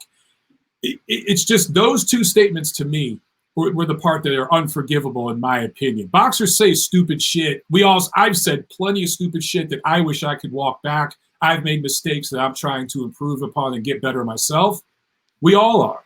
But with Deontay Wilder, this is another link in a chain of just a bunch of fucking idiocy. And I don't know how you defend this stuff. Beeb, you had a good point on this whole thing about the lawsuits and everything like that, where he's really opening himself up to defamation. Defamation, yeah. Talk about that for a minute. Well, I mean, essentially, what he's accusing Fury of is attempted murder. Yeah, or at least assault. Aggravated assault at the very least, right? Mm-hmm. And he's also putting serious implications on the Nevada State Athletic Commission too, because they observe all this stuff. They make sure that the gloves aren't tampered with. The gloves really never leave the sight of anyone. You can't. They're not taken. They're not taken off that table. They stay there until the fighters have to get them and go into the dressing room. You can't take them off and bring them somewhere. They have to stay where they're at until. I should mention. Night. Go ahead. I'm sorry to interrupt, B, because you make a great point. But we should also add that a member of the opponent's team is in the locker room watching. I was going to get to that. Oh, sorry. Okay, no, I'll shut up. You go ahead. Go ahead. Sorry. Yeah. So again, you're sitting there talking about Breland being thrown under the bus, but JD's was in that locker room as a representative of your camp, watching the gloves getting wrapped. Watching the hands getting wrapped and the gloves being put on. So. Why isn't he part of the scheme? If he, he's the one that was there. And how could Breland have done anything to your water? Like Breland was in front of you the whole time. So the whole thing. Awful. And then Bob Bennett came out and he kind of refuted everything. I think there was an interview during the Inoue fight where they were asking Bob Bennett questions about this whole thing, and he was like, his claims are impossible. Nothing like that could ever happen. So I don't see how this is going to be a good look for him. It just makes it look like he's just a very sore loser. And I've always liked Deontay Wilder, and I'm not going to say I don't like him, but it's just I have a different feeling about him right now than I've ever had, and I don't think I could ever. I don't know if I could ever feel the same way that I have before about him. He's putting himself into a category now because of his behavior where he's going to be unlikable. He's just going to be turning off a lot of people. And again, you're going to have your diehard fans, but most logical people are not going to ride with you on this. They're just not. You have to be a fanatical person who wants to live through someone else vicariously, and they need a hero. And it's pretty sad. And I'm going to say it. 78 Sports TV is a grown man. I mean, I'm going to be 51 in December. He's probably in his mid-40s. He's not a kid anymore. He should not be a little impressionable kid looking up to someone else.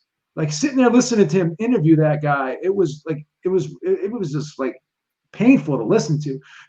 Yeah, champ. Oh yeah, champ. Yeah, champ. Yeah, champ. You're right, champ. Yeah, champ. And now that's wearing underoos, Beeb. That's wearing underoos. I don't want to say what he was actually wearing. Okay, all right, you're right. Because to act like that, you got to be something other than just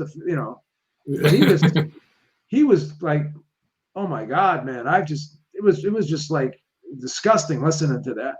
Let me ask you both something, because I've met Wilder. We've interviewed Wilder. I know you guys have too.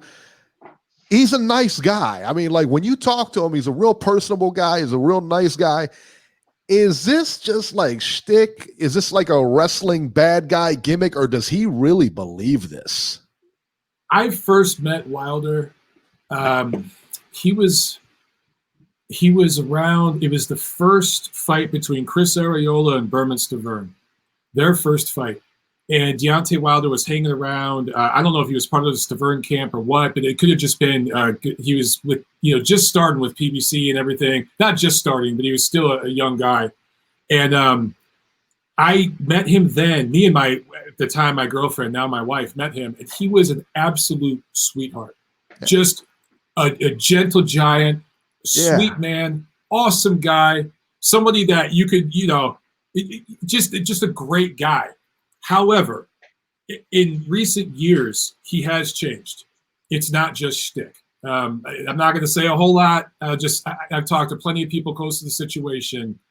He's changed a little bit. And I think it's clear in these videos. These videos that he's posted, they're not ordered by his team. They're not like, hey, champ, get out there and say something to make some noise and some news. Now, these come 100% organically from him. He has changed.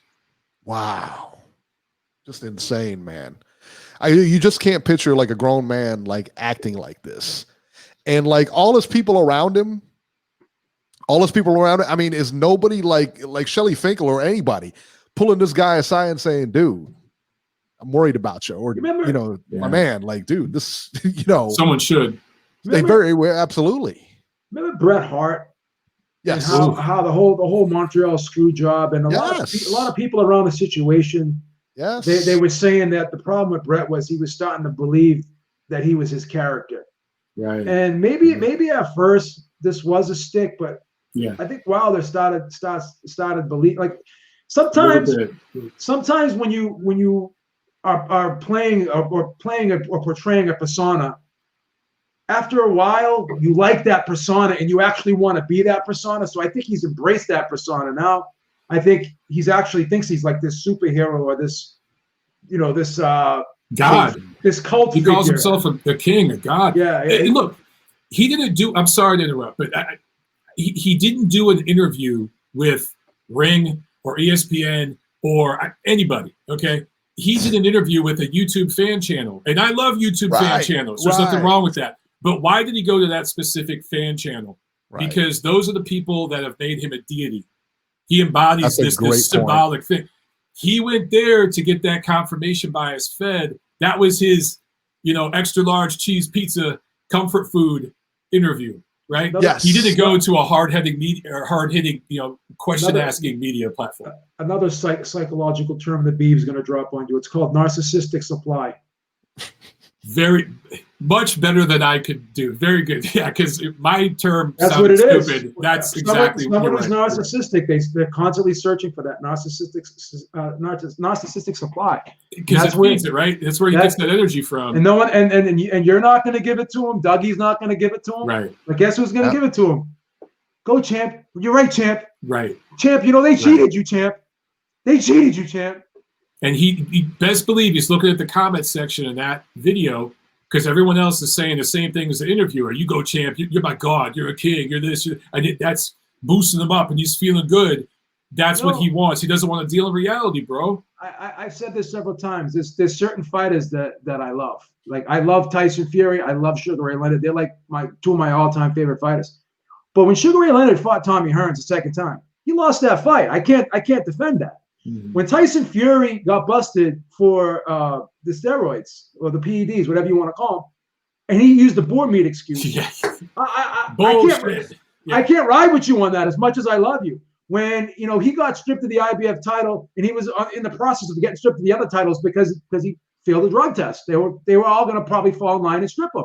And then he goes into retirement. If he didn't go into retirement, he probably would have been stripped of all his titles because he failed that PED test. So as far as him being a little champion, I don't ride with that. I love the guy to death. I love that. I love the guy, but I can't ride with something when it's just wrong. Right. These guys are they have cognitive dissonance. They just can't deal with reality. It's basically that's the dark side of social media. It's a cult. It is a cult, bro. It's very much like politics. People live in different realities depending on where you get your news, where you what cable news channel you go to catch the news and the reporting of whatever story. That's going to determine your worldview, and it's going to feed your confirmation bias. And it exists in boxing media just like it does in every other form of media. So my solution to this is promoters need to look at who they credential to fights. They need to watch the videos. They need to see. Because I've talked to several promoters that have credentialed certain guys, and I'm like, do you know what that guy says about you? Do you know what he says about your fighters? Barbershop conversations is not allowed in any event anymore. Well, barbershop conversations, right? Like what about Ellie Seckbach riding in the back of that I guess the limo or whatever? What was that you sent me, B? You sent me something where he's riding in the back of a limo or something with the guys. Mike, is that a conflict of interest or not? Seriously, yes, of course it is. You know what, man? I don't know what to say about Ellie. I don't have anything against him, but he's a hardworking guy. He's a nice guy. I must have said something that pissed him off because he blocked me on Twitter. But look at that. look, there's what he does. There are people out there that enjoy that. That, hey, what's your favorite? Do you like tapioca pudding or vanilla pudding? Some people like that shit. I don't necessarily. I'm more into this. I'm more into this. Right. Hey, Tank, who's your favorite rapper? Right. Hey, Tank. Whatever. Yeah. What color's your underwear? Just all those sorts of things. I don't quite get it, but it works for him. Good for him. Speaking of a Tank fan, we've got a Tank fan on the phone right now. We got Jason. Oh, I think I remember Jason. You remember Jason? I think yeah. I'm glad. Hey, Jason, how are you? I'm glad you guys could get a fellow. What did you feed Tank for breakfast this morning? A fellow fan. Huh? What did you feed Tank for breakfast this morning? What was the post-fight party? What was the post-fight party like? What did you eat? Tank. Oh, you did such a good job, Tank. What did you have for dessert after you and Tank had supper? Did you Did you towel him off after he got out of the shower? He blew dryer, man. I'm glad you guys could have a fellow. He air dried. He air dried. I'm glad you guys could have a fellow boxing fan. He's too good for cloth. What kind of drink you want, Tank? Huh? Tank. I'm sorry. Go ahead with your question. Do you want to just, Eric? You just want to listen to yourself talk? Is that what you? I do. That's why I have a show, son. He does have the microphone. Come on. He is the host. Why are you so scared to let me?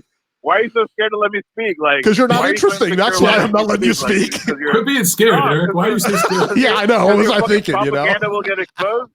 Yes, I'm afraid my propaganda will get exposed. Jason, kick the knowledge. Kick the knowledge, Jason. I'll just hang up.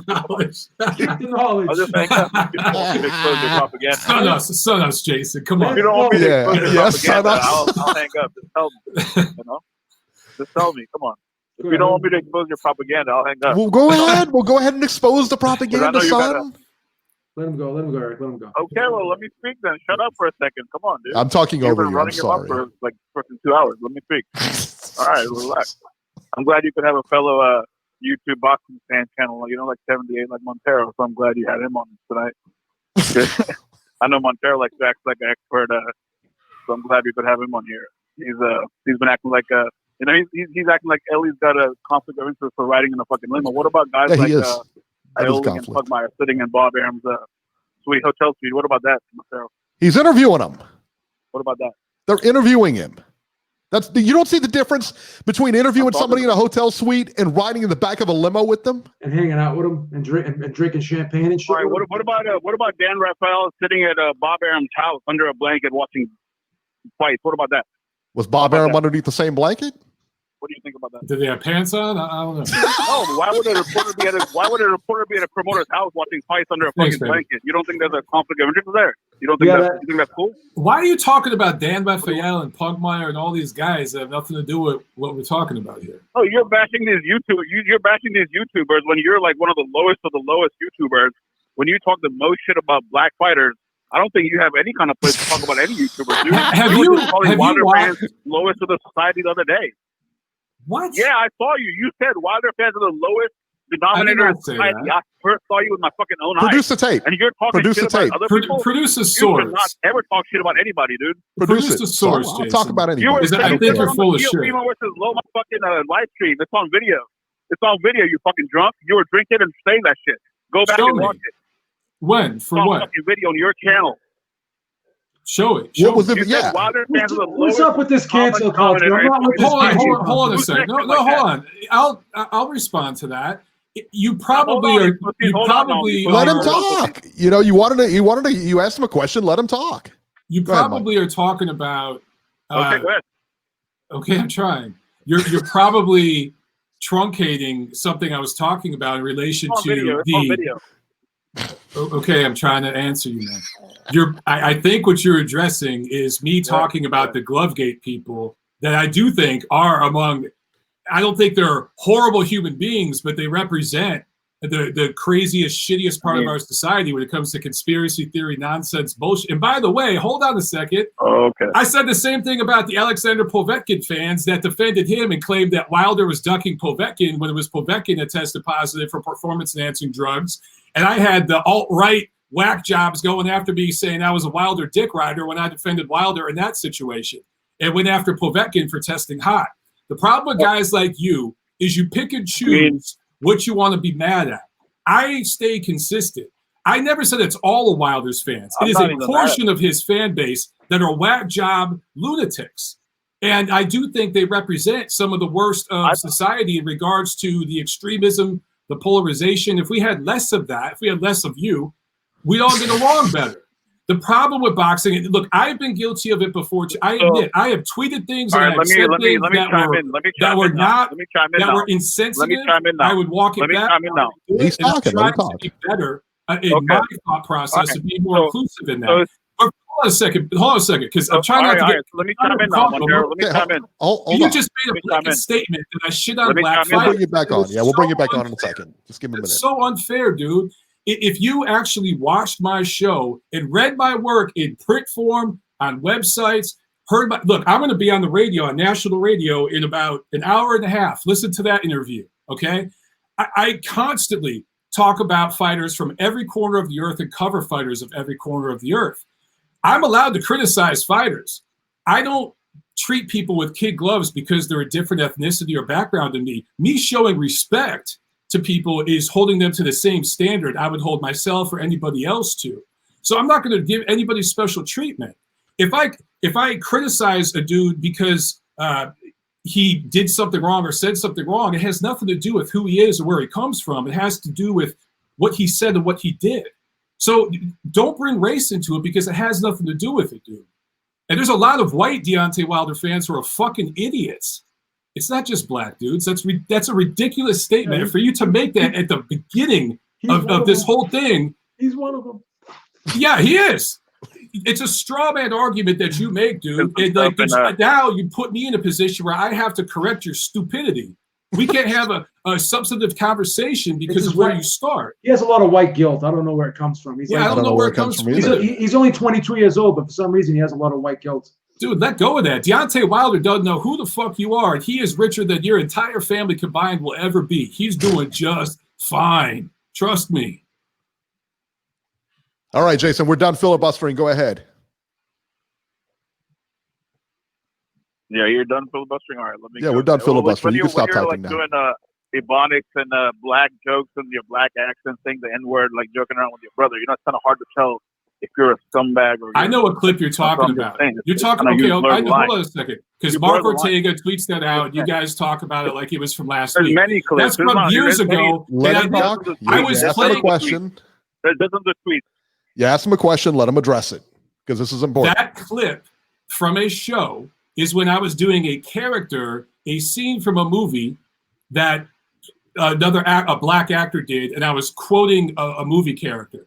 It was stupid. I shouldn't have done it because idiots like you with agendas can take it and make it sound like I was saying a racial slur. I should have never done that, but I was talking about a movie scene and reenacting several lines from it. That's what it was. But you guys take that, a handful of you do, and you try to paint it a certain way. I would never use that sort of language from myself organically to describe a person. That's fucking disgusting. I have an interracial family. My wife is of another race. My nephew is biracial. There is no way in hell I would use that sort of language myself to describe anybody. So for fucktards like you to insinuate that I do pisses me off. If you knew anything about me, where I come from, and my family background and everything else, you would know that what you're saying is bullshit. You probably know the movie character that I was doing right there, if you think about it. You know what's funny? Joe Biden is on tape dropping the N-word too, but he's voting for Joe Biden. No shit. He's got a fucking Biden bumper sticker on his fucking Prius. 2020, we never use that word in our camp. You know, and again, listen, I want to state for the record, though, for this fucking guy and everybody else, because there's a handful of guys that take 2 tweets in that one video clip and constantly repost it. I deleted those 2 tweets because they were joke. One was a joke attempt, and one was an attempt to actually just say something nice. When I realized when people said, Mike, here's how people are being offended by this, because some people can interpret it this way. I said, you know what? You're right. I deleted the tweet. I removed that episode of my podcast that you're referencing, Jason, because of that 1 2-second clip out of an hour-plus long show. I realized that those things were insensitive, and I made a mistake. I own it. I'm trying to get better. I challenge anybody to go to my Twitter profile right now and scroll down. You'll see nothing. Now, I'm having a little fun with the Deontay Wilder shit. I am. But other than that, sometimes I'll troll and joke a little bit. It's positivity, and I'm covering fighters from every corner of the earth. Spend money on boxing, okay? And buy a Ring magazine. Go to the website and read some articles I've written. Look at the fighters I cover. Watch my show. I've had fighters of every walk of life, and not just fighters, but promoters, managers, network people on my show. So don't step out of line and talk about me if you don't know what you're talking about, dude. Be fair. Be fair. That's right. I remember when this whole thing went down. I remember when that whole thing went down, when those tweets and stuff like that came out. I actually talked to you. I remember we were on the phone talking about it. I think we were trying to set up like a show date or something like that. I remember talking to you about it, and you were explaining it to me. And I'm like, I've talked to you before. Like, nothing could be further from the truth. You know what I mean? Yeah, but here's the problem. It's ridiculous. Cancel culture will not forgive anything. That's the camp he's in now. Yeah. That's who he is now. He's a cancel culture propagandist. But that's what he is. The problem is, if he actually knew, about my volunteer work with children and the things I've done in the Black community and everything else, and my Black family members, he would know that those tweets do not represent who I am or what I am. He's taking dude, do you understand, Jason? I've tweeted over 70,000 times. Go to my Twitter profile. I've tweeted over 70,000 times, dude. And you're picking apart 2 tweets, or maybe it's 3 or 4, I don't know, because I misworded a phrase or something, or I tried to say a joke and it came out stupid, and I owned that and admitted and deleted the tweet. Dude, if I stood by it, I wouldn't have deleted it. Yeah, so for you to hang on to that, dude, it's ridiculous, and it's unfair, bro. It's false outrage, Mike, because you know what it is? Because there's other stuff that Joe Biden has said 10 times worse than what you said. Thank you. Yeah, you're right. And you know what? He praises Joe Biden, and he's voting for Joe Biden after all the stuff that Joe Biden's done, the 94 crime bill, the super predators statement, all that stuff. But he doesn't have a problem with that. You know why? Because Joe Biden is on his side right now. You know? That's his Joe How Biden. many lives did he ruin with that crime bill? He's part of. But Joe Biden's part of his ideology, and you're not. So that's why it's okay. How does he know who I voted for? Maybe I voted for Biden. He doesn't know. I'm a classical liberal. I'm not a conservative. So like he probably assumes, he knows who I vote for. It's this. This is the problem I'm talking about, Jason. And yes, you are a part of the Deontay Wilder fan club that does represent the lowest common denominator. And by the way, I don't think you're Black. You're a Caucasian guy, right? So you represent the lowest common denominator with the bullshit that you spit. That's who I'm referring to, dude. It has nothing to do with race. It has to do with ideology. Get the fuck out of your head, dude. He's got a lot of white guilt, though. I don't know where it comes from. You're a boxing fan, right, Jason? That means we agree on all 4 of us here agree on 90% of shit because we're boxing fans. Stop focusing on the 10% and focus on the 90%. Joe Biden has used the N-word several times. He has KKK members as friends. It's a fact. It's a fact. It's actually a fact. He's a segregationalist. Go back. I do the homework, Daddy. It's actually true. He's a segregationalist. He literally said, again, maybe I voted for Biden. I'm just saying. Maybe I didn't. But he literally said. No, you're a Trump volunteer. Come on. You're a Trump volunteer. Me and Mike and Miller. For the 8,000th time. Even if I did, who cares? But I didn't vote for Trump for the 8,000th time. But Biden literally just said recently in an interview on the radio show, if you're Black and you don't vote for me, you ain't Black. How is that not racist? It doesn't get more racist than that. What he's saying is Black people are a monolith, basically the way Jason thinks. I happen to think Black people can be very, very different and think different things because most of my Black friends, I have Black friends who are conservatives, liberals, gay, straight. You know what I'm saying? They're not all the same, Jason. And guess what, Jason? They don't need your help. They're perfectly capable. Why do you think these polls are so skewed? Because people like Jason are calling up people. Oh, you're not going to vote for Trump, are you? Who are you voting for? You're not voting for Trump, are you? I know people who voted for Trump that are wonderful human beings. Wonderful. You know, and yeah, some people that vote for Trump are dicks. But so what? Same goes the other way. You know, I mean, exactly, same goes the other way. Jason, are you glad you called in here tonight? Got smacked around like this? By the way, I'm having one beer. He called me a drunk. I'm having one you beer. guys hijacked the show. You guys just do proper. It is our show. It's not really a debate. Montero took like 10 minutes to spew his propaganda and gave me like. Okay, we'll spew some propaganda back there. But, what do we got here? What did they say? That was I didn't even say anybody should care. I didn't even say. All right, who else are you going to call a racist? Who else on the show are you going to call a racist now? That's the playbook, the racist playbook. Listen, identity I didn't even say that about him. I didn't even say that about him. Yes, you did. Yes, you did. At the start of your call, you said that I shit on black fighters. Right. You literally said that at the start of your fucking Montero, call. stop being insecure. Let me speak, dude. Stop being insecure, Montero. Let me speak. Mr. Montero. Yes, let me speak then. So, and you're talking down on Ellie Segback, dude. Ellie Segback brings way more fans into boxing than you could even dream of. So you should bow down to him and learn from him. Do you bow down to Ellie Segback? Do you bow down to him, Jason? No, Montero. No, you don't bow down to him. I got nothing against Ellie Segback. Again, nice guy. The thing that he does, Montero, you should. There are people out there who enjoy it. You said I should support boxing. Good for them. And I'd rather pay for a pay-per-view than. He said, "I don't know what." Let's see here. Dude, my thing is Ring Magazine. You'd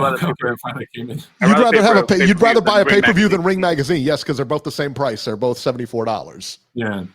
Where are you shopping for Ring Magazines at? We only go back 100 years. Fucking crackhead. Right. It's run by a crackhead.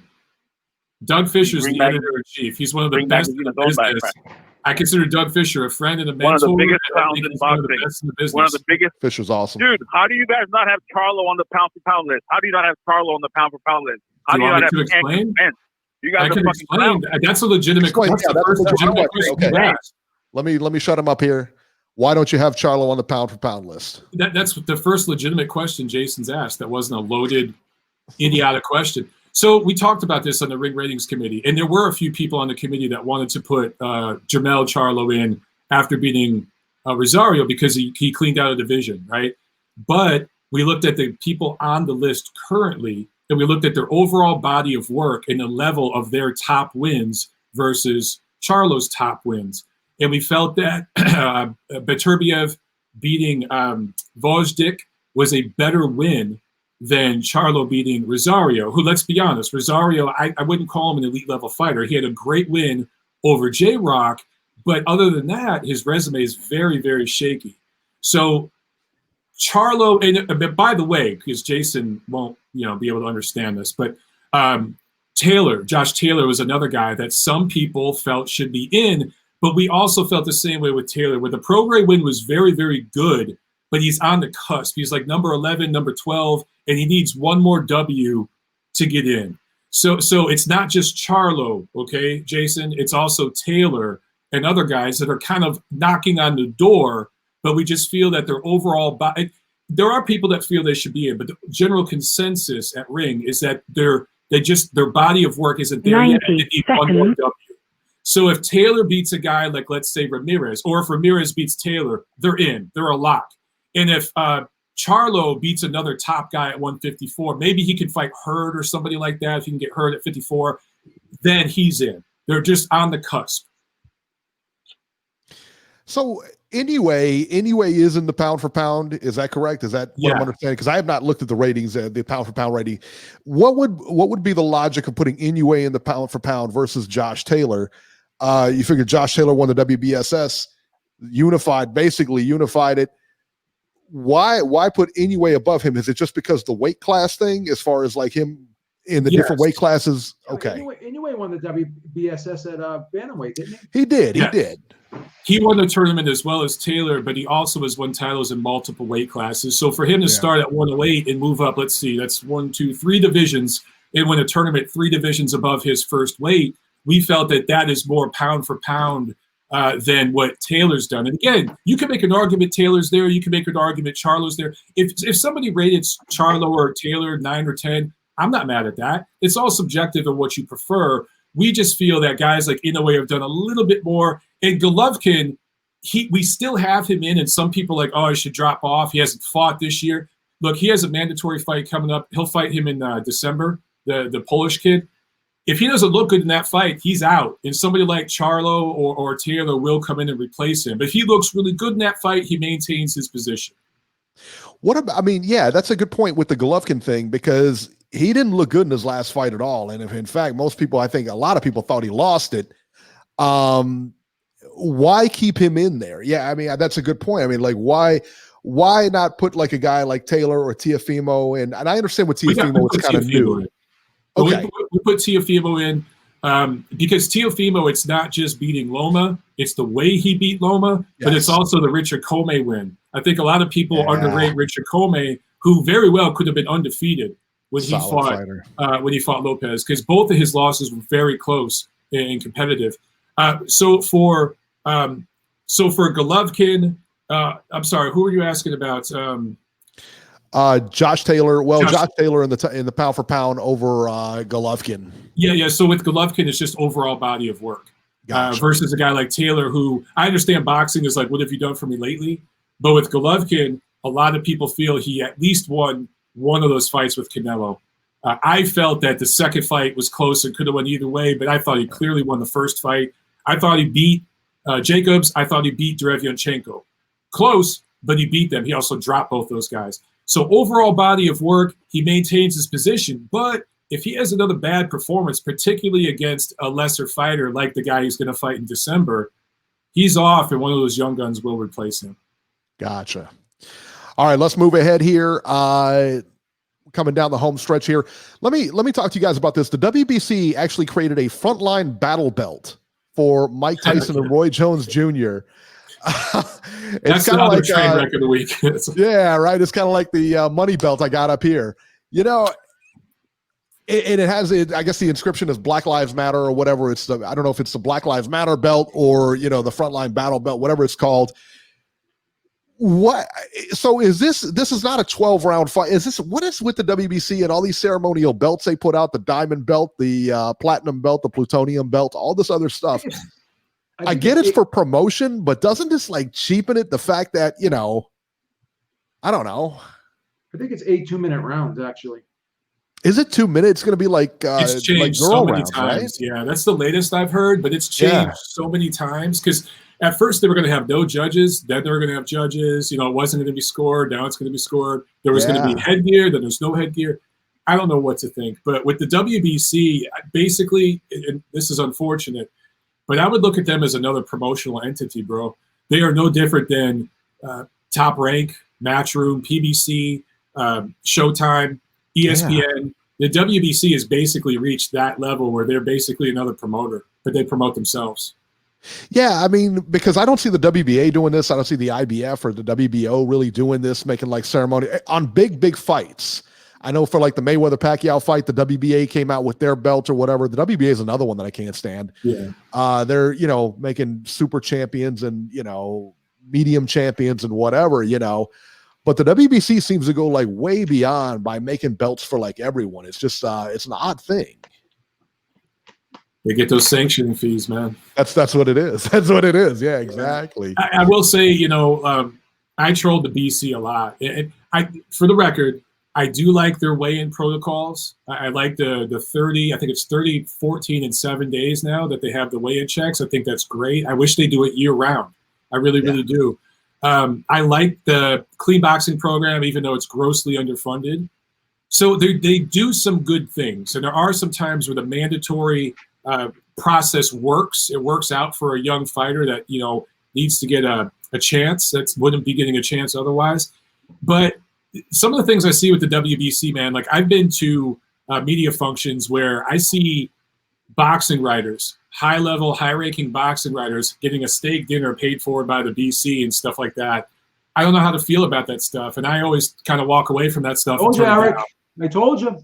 I'll tell you what. I remember we had a fight here in Cincinnati, and who was it? Man, I can't remember the guy. Terrence Crawford beat him. Hank, what's his name? Lundy? Hank Lundy. That's it. Hank Lundy.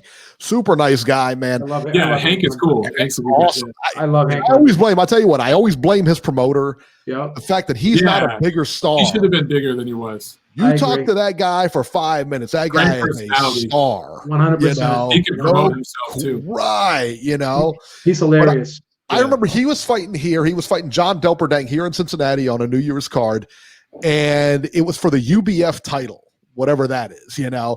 And I remember the guy from the UBF was there, and we were ringside or whatever. I was sitting. The guy from the UBF was there, right next to the promoter and the judge and everything like that. He's actually cheering for Lundy to win the fight. And I get it. I get he wants Lundy to win the fight because that brings somewhat legitimacy to his belt. But if that's not the biggest conflict of interest, and that goes on here at a local show, I don't know what goes on out in Las Vegas. Like you said, they're buying steak dinners and they're buying all kinds of shit. Money's changing hands. Bags and shit. Allegedly, but yeah. Yeah. You know, all that stuff goes on. There's stuff like that look, it's one thing so full disclosure, there are promoters that will put on a show, like a fight, and to promote the event, they'll have a media function where they'll invite media, they'll have drinks, they'll have swag bags and stuff like that where you get some gear or whatever. And they're saying, hey, they'll have fighters there that you could interview. And they're doing that to grease the media a little bit, to promote the fight, to write stories about it. I don't mind something like that before a fight because that's promoting the show. And I've gone to those things, full disclosure, and I've ate the steak dinners and done all that. But after a fight, I'm talking about, dude, the night of a fight, right afterwards, walking across the street from the arena to a steakhouse, and I see boxing writers, referees, people like that having steak dinners paid for by a sanctioning organization and stuff like that. To me, that's uncomfortable. And I've been invited to that stuff, and I will tell you straight up, I've turned it down. I've walked away. I paid for my own shit because that, to me, is kind of crossing a line, a real delicate line, For sure. Moving on here, Chavez Jr. is back in the news. It's Mexico's finest, man. Mexico's finest. He's become a good follow, though, on social media, man. He's become a real good follow on social. He's the greatest entertainment. I mean, let's face it, man. Julio Sr. wasn't this entertaining. I tell you that. He was nowhere near as entertaining as his son, man. So Julio Cesar Chavez Jr. allegedly had $750,000 worth of jewelry and other valuables stolen from his house in L.A. While he and his family were away. According to TMZ Sports, Chavez and his wife Frida have alleged that a safe containing around $600,000 worth of jewelry and purses was taken from the burglary. And I feel bad. Listen, man, I don't want to hear about anybody getting their house robbed or anything like that. That's an awful thing. But not that this excuses anything, but I thought I heard, didn't Chavez Jr. marry like El Chapo's daughter or something like that? Or wasn't he juiced in? Isn't she like juiced in with one of the big mobs over there? I thought I heard that. I don't know if it's accurate or not. I ain't saying a damn thing, bro. I'm not getting involved in that shit. I'm staying out of that. Narcomundial.com. Go check that one out. Stay away from it. Yeah, I'm allegedly. I don't know anything. And if El Chapo's listening, hey, I'm a big fan. I love it. All right. I don't care. All right, there you go. I don't want any trouble. All praise El Chapo. Yeah, that's right. All praise El Chapo. And if you needed any other reason to vote for Donald Trump on Tuesday, Beeb, this is your story, baby. You're riding with the Trump train. Lebanese for Trump.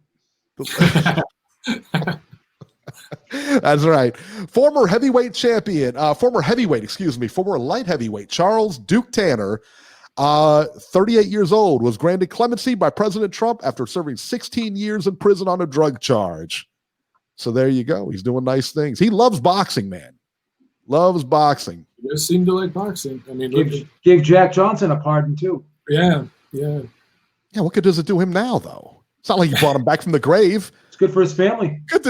So what? Were they locked up? It's good for his They family. weren't locked up. Wilder to the White House. It gives them peace of mind that hey, He invited him to the White House. Is that what you Wilder said? was at the White House. Yeah, when he pardoned Jack Johnson, he brought Wilder, and Mauricio Suleiman was there, of course. He had to Wasn't get that when Lennox Lennox Lewis there? Lennox Lewis was there. You don't see all these great You remember things. the video? You remember the video? It was the video when Lennox Lewis was there. He went to shake Trump's hand and Trump turned away, and it was completely he didn't do it on purpose. Go YouTube it. It wasn't on purpose. It was just he missed him, And Lennox Lewis had his hand out, and he looked all dumb. Oh my God, dude! How did I not see that? Holy shit! Oh yeah, I gotta look at that. You gotta look at it. Lennox Lewis is shaking Trump's hand. Yeah, you gotta check it out. So Simple mistake. Simple mistake.